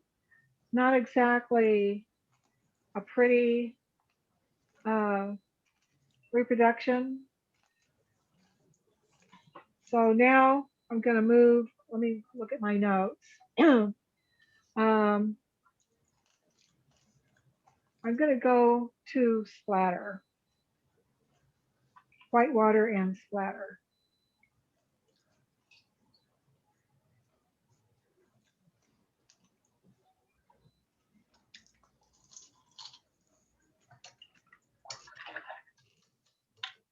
And my palette is now dirty. I got to clean it up a little bit before I continue.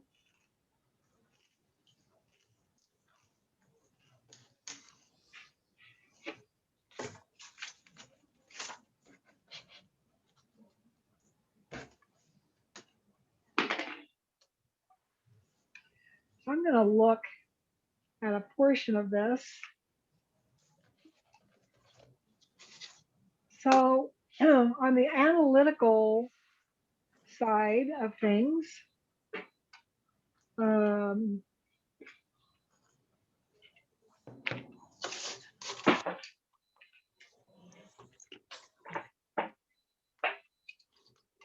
want to talk about the water cascade.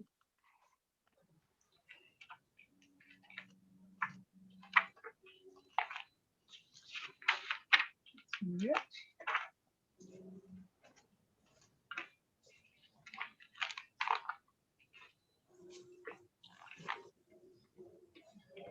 Here it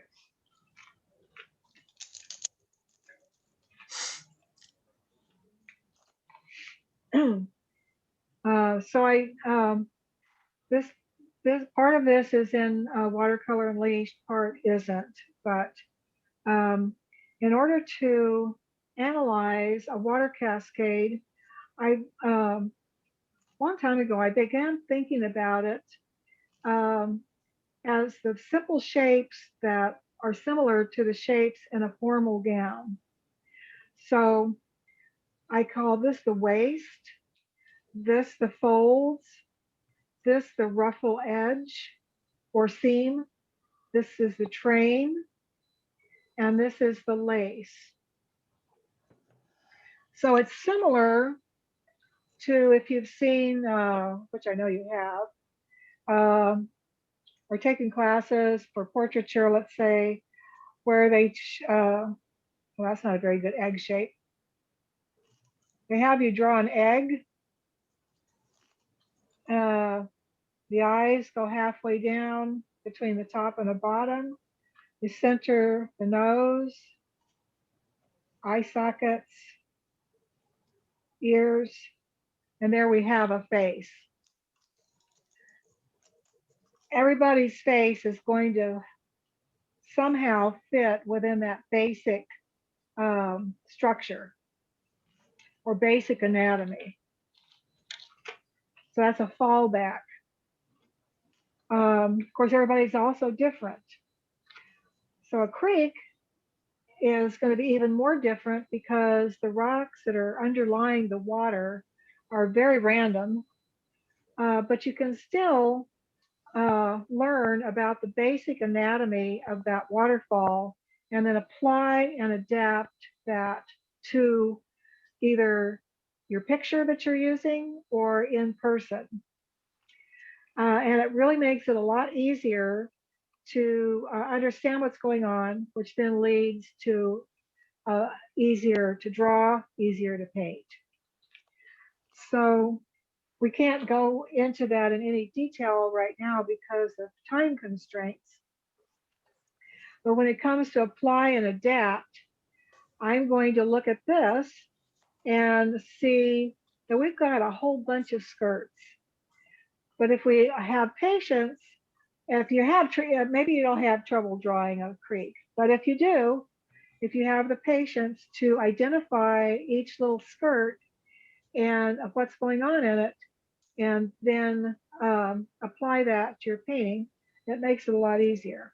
So in this case, if you look at the broad skirt, I would say, looking at this area right down here, that would be the waist. These would be the folds. This would be the ruffle edge. And then we have the train. Of course, we have to adapt it because it's never going to be as simplified as that very simple and stylized illustration that I just showed you. But if you look carefully, you can see where this white water has started to open up into elliptical or round. They're elliptical if you're looking across, kind of round or irregular holes in the water as the foam goes from point of impact downstream. The holes become bigger and bigger, and you can see into the what's underneath the foam, and so that would be the lace. So the way I show it in class to begin with is super simple. I'm going to try to do one where I kind of adapt to this particular picture. So I'm going to put the bank, which could be a boulder, but it's a bank with grass sticking up. On the other side, we have a rock. And up here, we have the meandering water. So we've got the meandering water coming down, and of course, I'm really going to simplify it. Where it comes to the point where it's going to change direction from facing the sky to dropping down that first step. So again, simplifying, I'm going to call this the waist. This is where it's falling. There's the folds.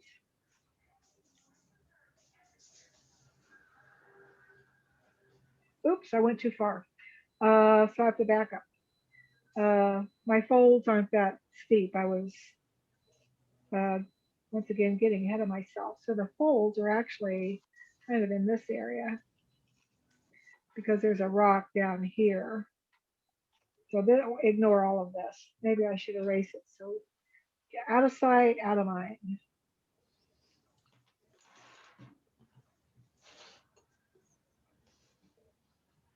There's that rock. Water is kind of coming around.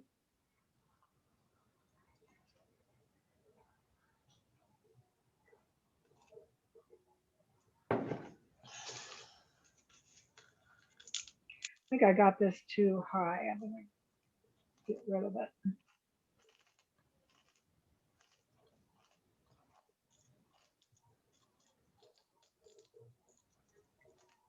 So it's coming around this way.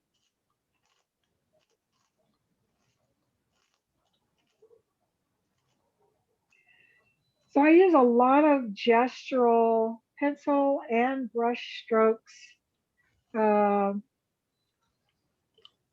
how that applies to water. Remember a minute ago I was talking about thinking versus feeling? There's that big boulder. So this helps you with that.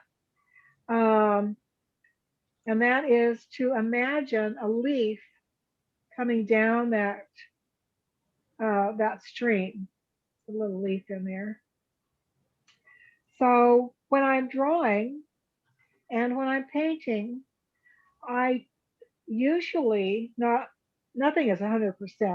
I do other things as well, but I usually am thinking about that leaf, the direction it would take as it meanders down, swirls around, falls, bounces around in the white water, swoops down again, bounces around and goes on downstream.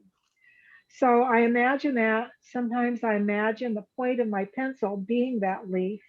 So you can feel it. You can feel the water coming down. Because you can analyze all day. And I think when you're starting, if you haven't painted water before, maybe you are just starting. I don't know.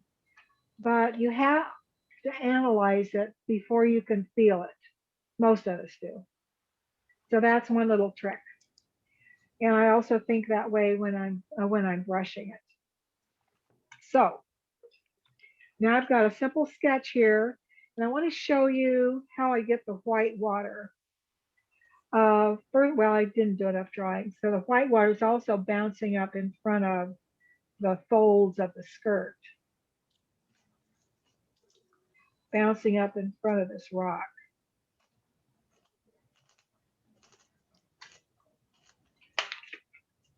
So let's see, I did have, the thing was to show, I wanted to show this again. So that's what I'm trying to get.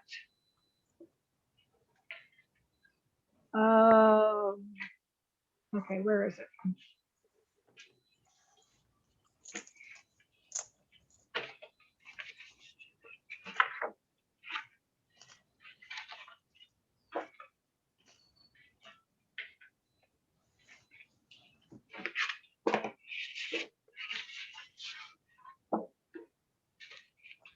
Okay, here are two paintings. Neither one of them are finished, but one of them has the splashing white water where I splattered. You can see I did it here, did it here, here, all over. But this is the same composition. This isn't finished, but the same composition, and there's literally no splatter. So don't feel like you have to have this particular technique mastered in order to get the look of whitewater. What you really need to do is make sure that you know how to get the right shapes in the right place. The splattered edge is the frosting on the cake, but it's not the cake. Shape and value is the cake.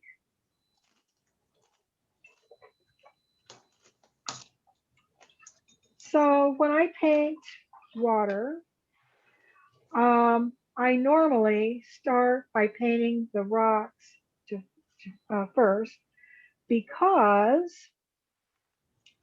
the appearance of the water, and by appearance I mean, where it's splashing, where it's swirling, all those visuals that make water look like it looks, are dependent on two things. They're dependent on what's under the water, the creek bed, river bed. They're dependent on what the water is flowing over, around, and through, being channeled between, etc. And the volume of water coming through. So because the main thing that is defining the appearance is the rocks, or what it's flowing around, etc., I usually do the rocks first. Now, it doesn't necessarily mean that I do every rock and then come into the water. It just means that I start with the rocks and then move into the water. Sometimes I'll do all the rocks. It just kind of depends.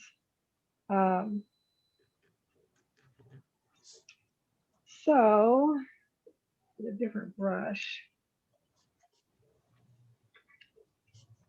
a little small. Let's try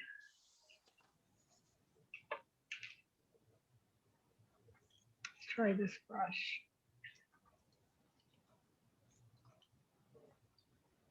So I'm basically using the same colors. And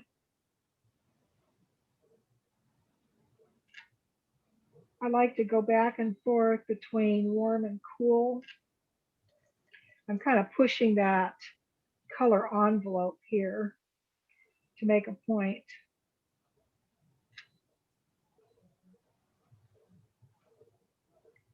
It looks like I changed, without really meaning to, I changed that grassy knoll into a rock.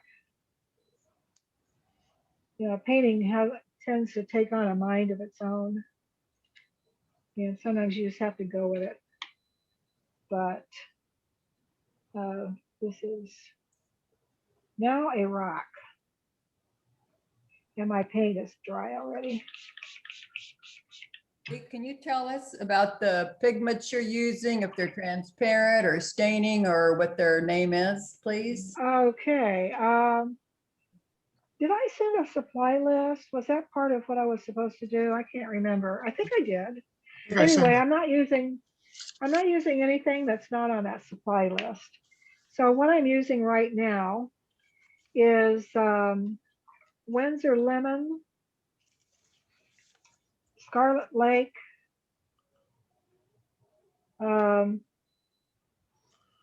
Cerulean blue and Prussian blue.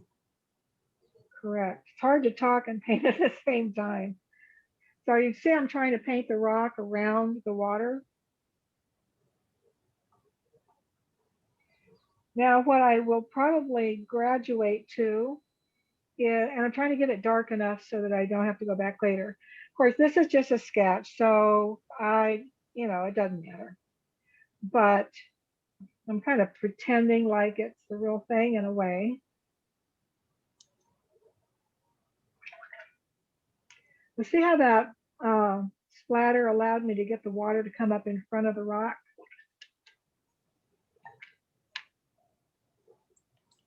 Okay, let's see. I might have in this mixture, I might have some Indian yellow.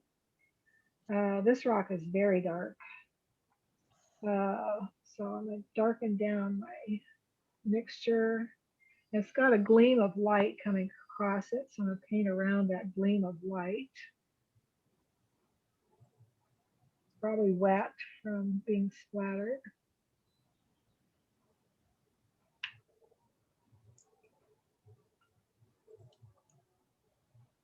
So in order to get the splatter to go where you want it to go, I have a splatter lesson, and nowadays I call it target practice, because the paint has to leave the brush and fly through the air to get to the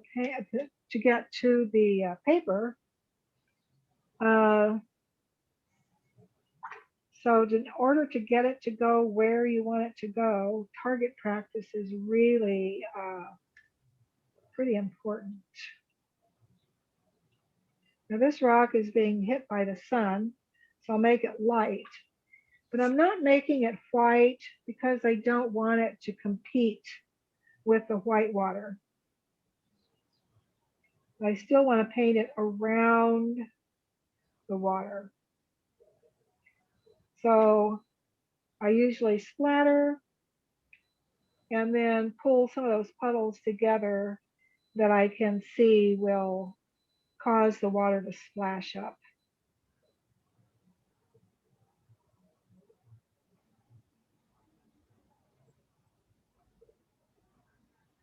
So it's a lot easier to allow yourself to just go for it when it's not the real painting. I'm just such a firm believer in studies.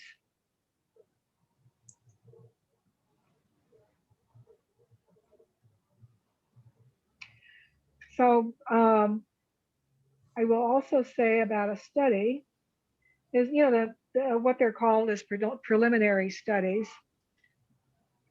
Let's say I want to go into the water a little bit here. So I'll do the rock and then I'll come down into the water and let a lost edge happen here. What was I going to say? Oh, so of course the word preliminary means doing it ahead of time. But as I get into a painting, if I find that I get lost, I'm struggling, I don't know where to go. Yes, even after 40 years of professional painting, that still happens. I imagine it will forever. I go back to the basics and do a study. It might be just a rock by itself. It might be a little waterfall like this. It might be a 4-step sketch. It might be an abstract. It might be any number of things that just feel to me like they will be helpful to me at that particular time.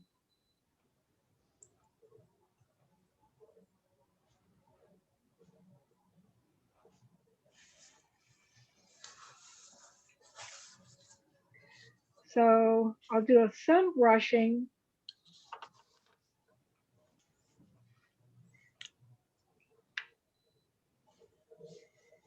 And some splattering, working them together so that I don't have one spot that looks glaringly different from the rest of the painting.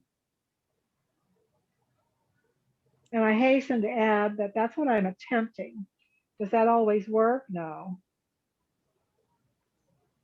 You do your best. While that's wet, I'm going to add a little darker value, a little splatter.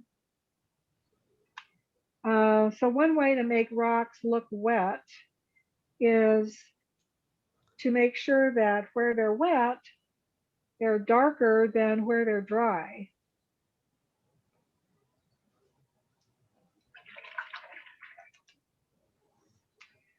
I don't think I have time to do this rock up here, so I'm just going to kind of pretend that it's already been painted.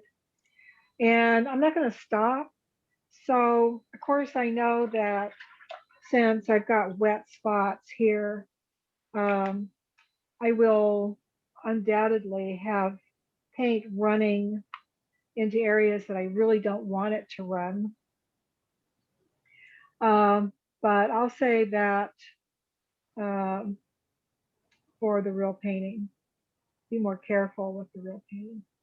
So when I'm doing the meandering water, I go back to a flat brush and use it on its edge. Now there's not really any reflection here, but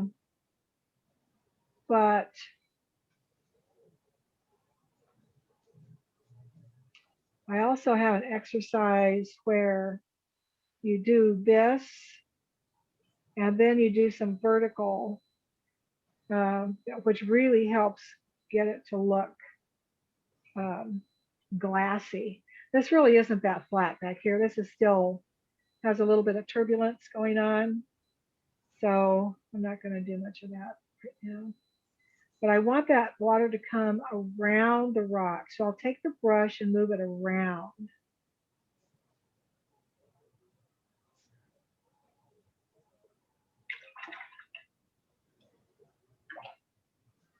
So this straight line that I got here is not in keeping with the other edge of this little shape, which is splattered. So I'm going to kind of lose that edge by softening it so I don't have a shape that's splattered on one side and then too straight on the other. It just won't look right.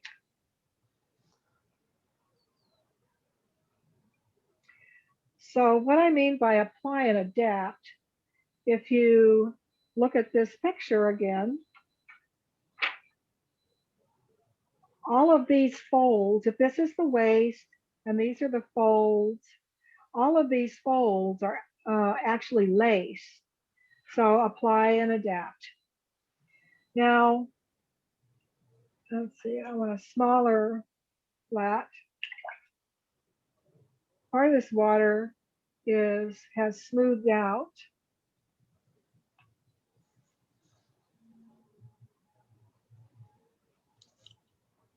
So as I move this water from more or less flat to coming to the waist where it's going to fall, I let this wash or this water spill across the edge. It's like a spill over a dam. Go like this and then let it spill. Now I don't spill it all the way across because then you get a fence and that doesn't look very good. So in this case, this part is really white, but if you want the splashes at the bottom to stand out, make this a little bit darker than this. I'm going to do that over here.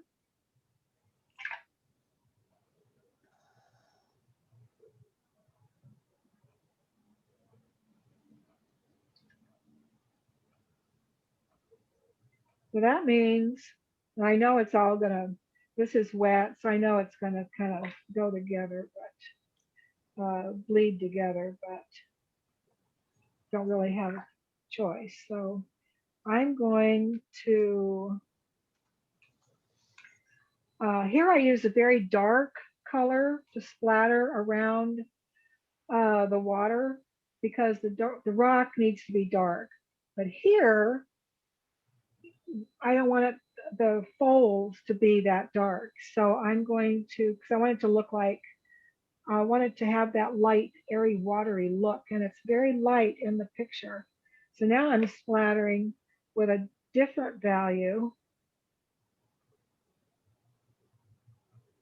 and taking that, doing it the same technique, but pulling it up so that it's whiter up here, but you see a lot of contrast down at the bottom.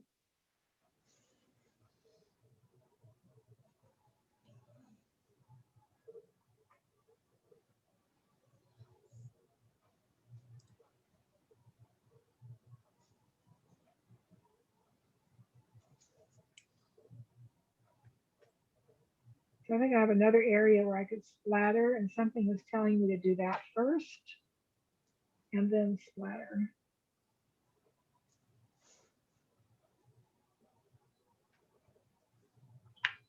Let's have a big splash right here.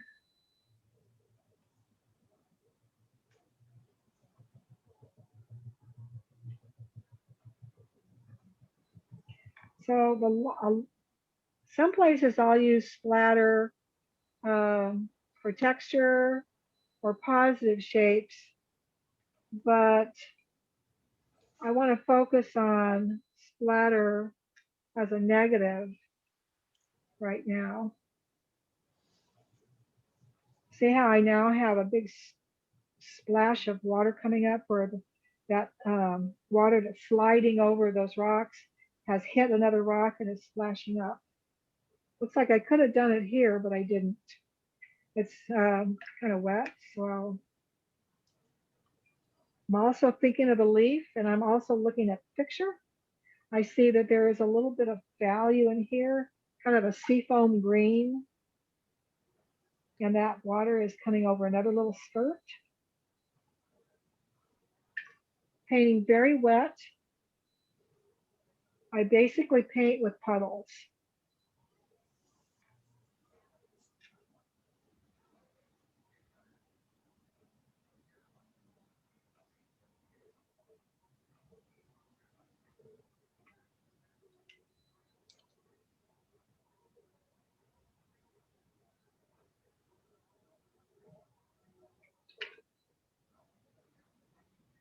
And if I were adding salt to this, it would be even frothier looking.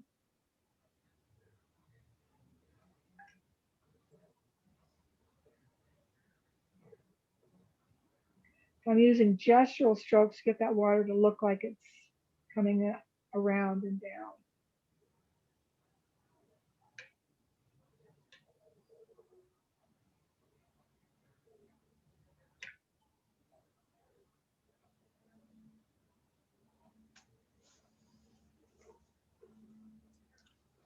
Now, if this were a real painting, the likelihood would be that I would need to come back and do more. This is the train down here, and it's kind of odd in the picture, so I'm going to stylize it a little bit more.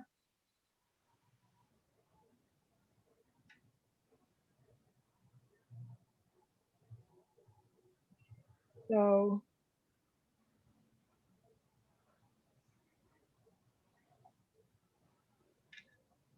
I'll do some of that lace with the splatter.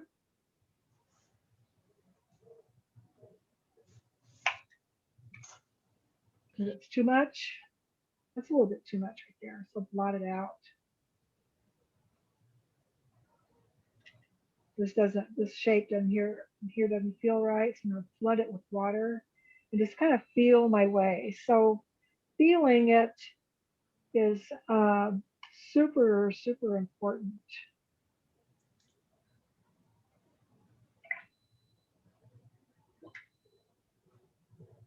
I've got a lot of puddles. Some that are really too wet, I'll just pick up with a thirsty brush or maybe a piece of tissue that's twisted. I will go back where necessary. I don't know if that's dry enough.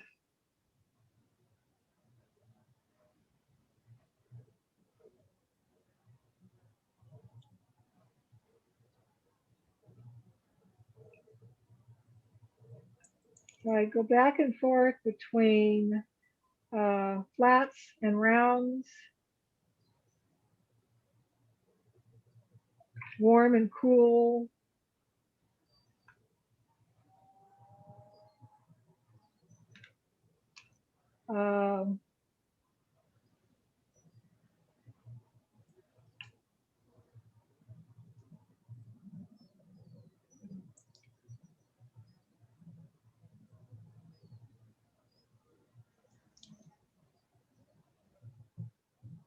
So I'm combining what I see with the the way I know to stylize a creek and make it look not exactly like the exact creek I'm looking at, but believable. So whether it's this, reflections, whatever it might be that I'm working on, I'm trying to make it look believable while at the same time making it look painterly and using all the stuff that I want to use in a painting. So, any questions at this point? Well, first of all, I want to say thank you very much. This has been so educational. I really have learned a lot, and I'm going to have to put these things into practice. Well, my advice is to keep it simple. Keep it simple when you're going in your thoughts, in your shapes, as much as you can. When you're going through the painting, try to keep your steps manageable. Little by little, they start coming, quicker. I will never get to the point probably that I'm a fast painter. But some areas have become much faster. I feel it now. I don't have to think it all the way through, depending on what I'm looking at in the painting. I've gotten to the point where I can feel it. It's more intuitive. But once, if I start to get tired, or for some reason the muse just simply doesn't visit, then I have to go back to thinking it. It's just back and forth all the time. So I know what I was planning. Let me look at my notes. I know we don't have much time left.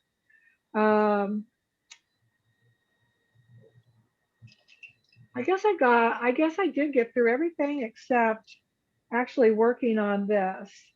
As you can see, I did I did pretty much got all this part done. I don't think I have much more to do.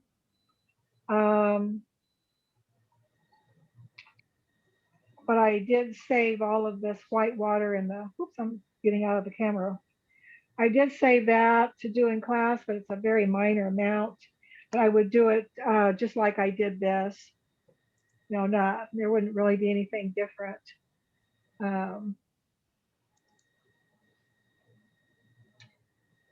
And I'm interested that nobody asked me about acrylic underpinnings. That was number 8 on my list. If time permits, I was going to explain acrylic underpinnings, but nobody even asked about that. So we didn't have time anyway. We're just a slow group.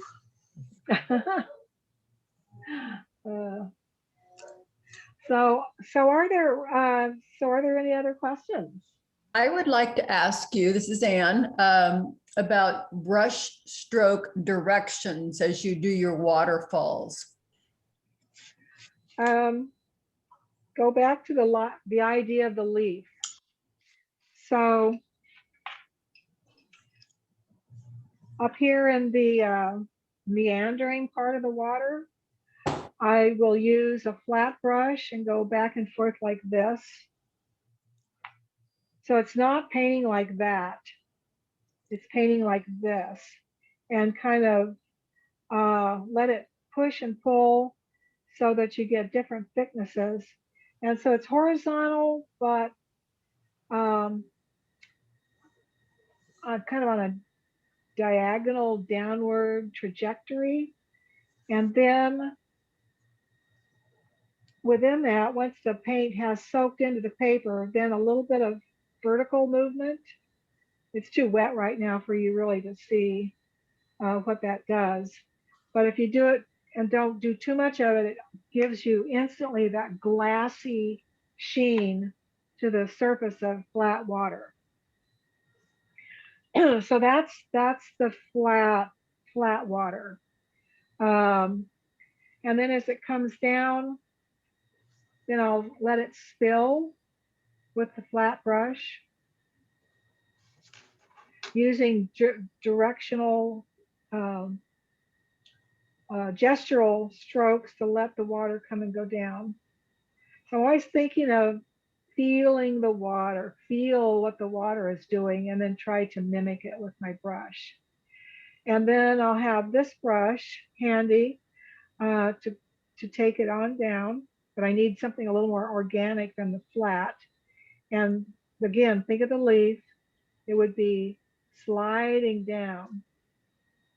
And then at the bottom, it's going to jump.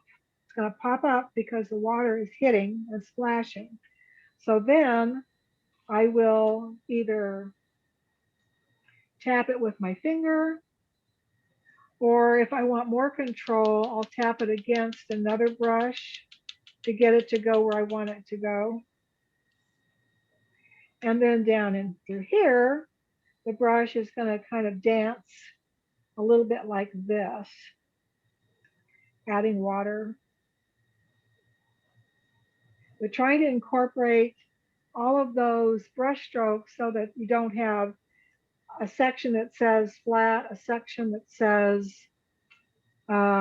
splatter, a section that says something else.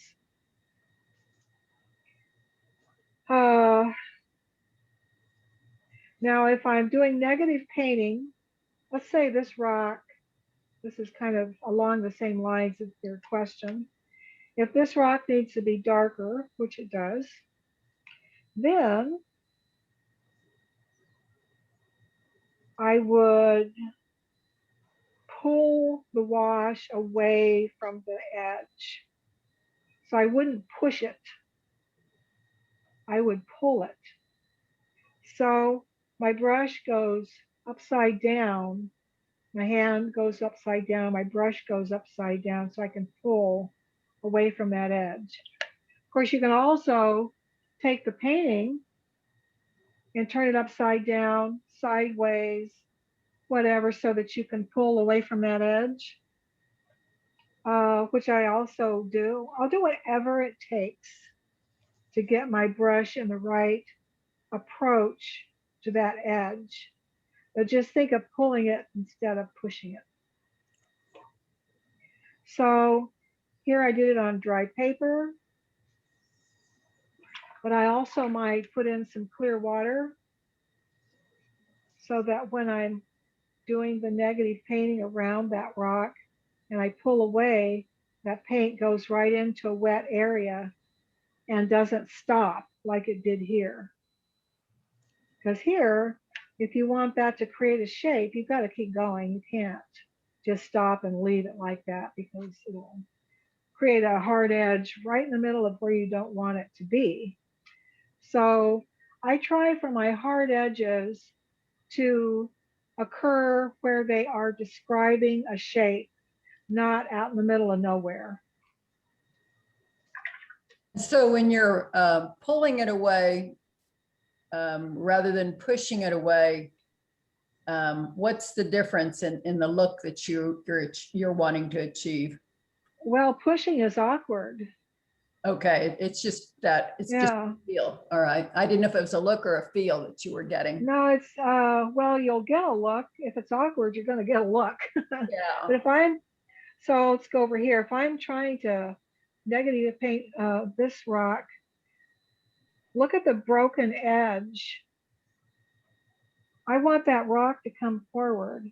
So it needs an edge that will define the shape of it. So if I'm pushing all the time, it's harder to get that edge.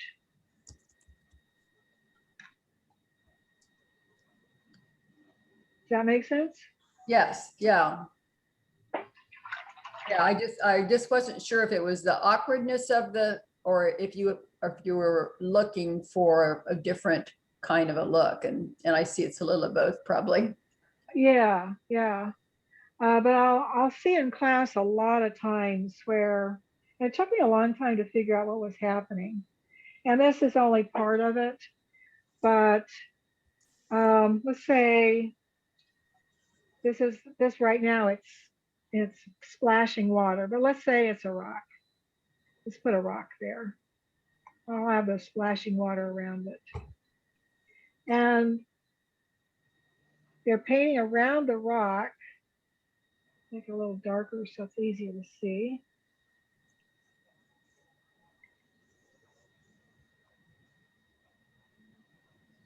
And they're kind of poking at the rock. So the rock doesn't have that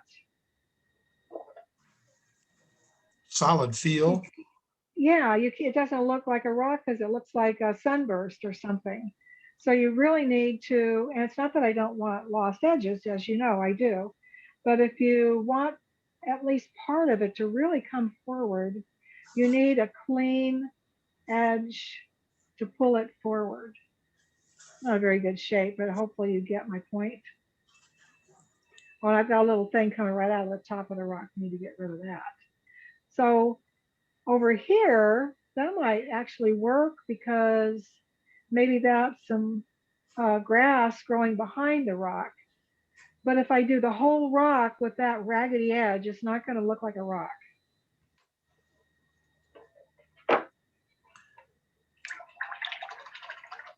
Well, Julie, I want to thank you again and let you know that the money will be coming through PayPal in a few minutes. And Okay. good luck at your demo on the 13th for the Watercolor Society. And Thank you. some of us will probably tune in. I hope so. Yeah, wish me luck because I never know. I always tell my students I never know between the head and the hand. I never know exactly what's going to happen, what my hand is going to do until it does it. Sometimes it feels like a rogue thing. All right then. Will you be doing a demo for the Watercolor Society, Julie? Yes, on Sunday. Uh-huh, wonderful. Look Yeah. forward to seeing you there. It's a preparation for the workshop I'm teaching there. I guess it's the following month. Uh-huh. I don't have anything in my head. I have to look at my calendar for everything. No, it's in July, yeah. Thank you. Thank you so much for today. Well, thank you for having me. Okay. Bye-bye. Thank you. Bye. I probably have to end the meeting, don't I, Val? Probably. Yeah, and I have to find my mouse. It got buried.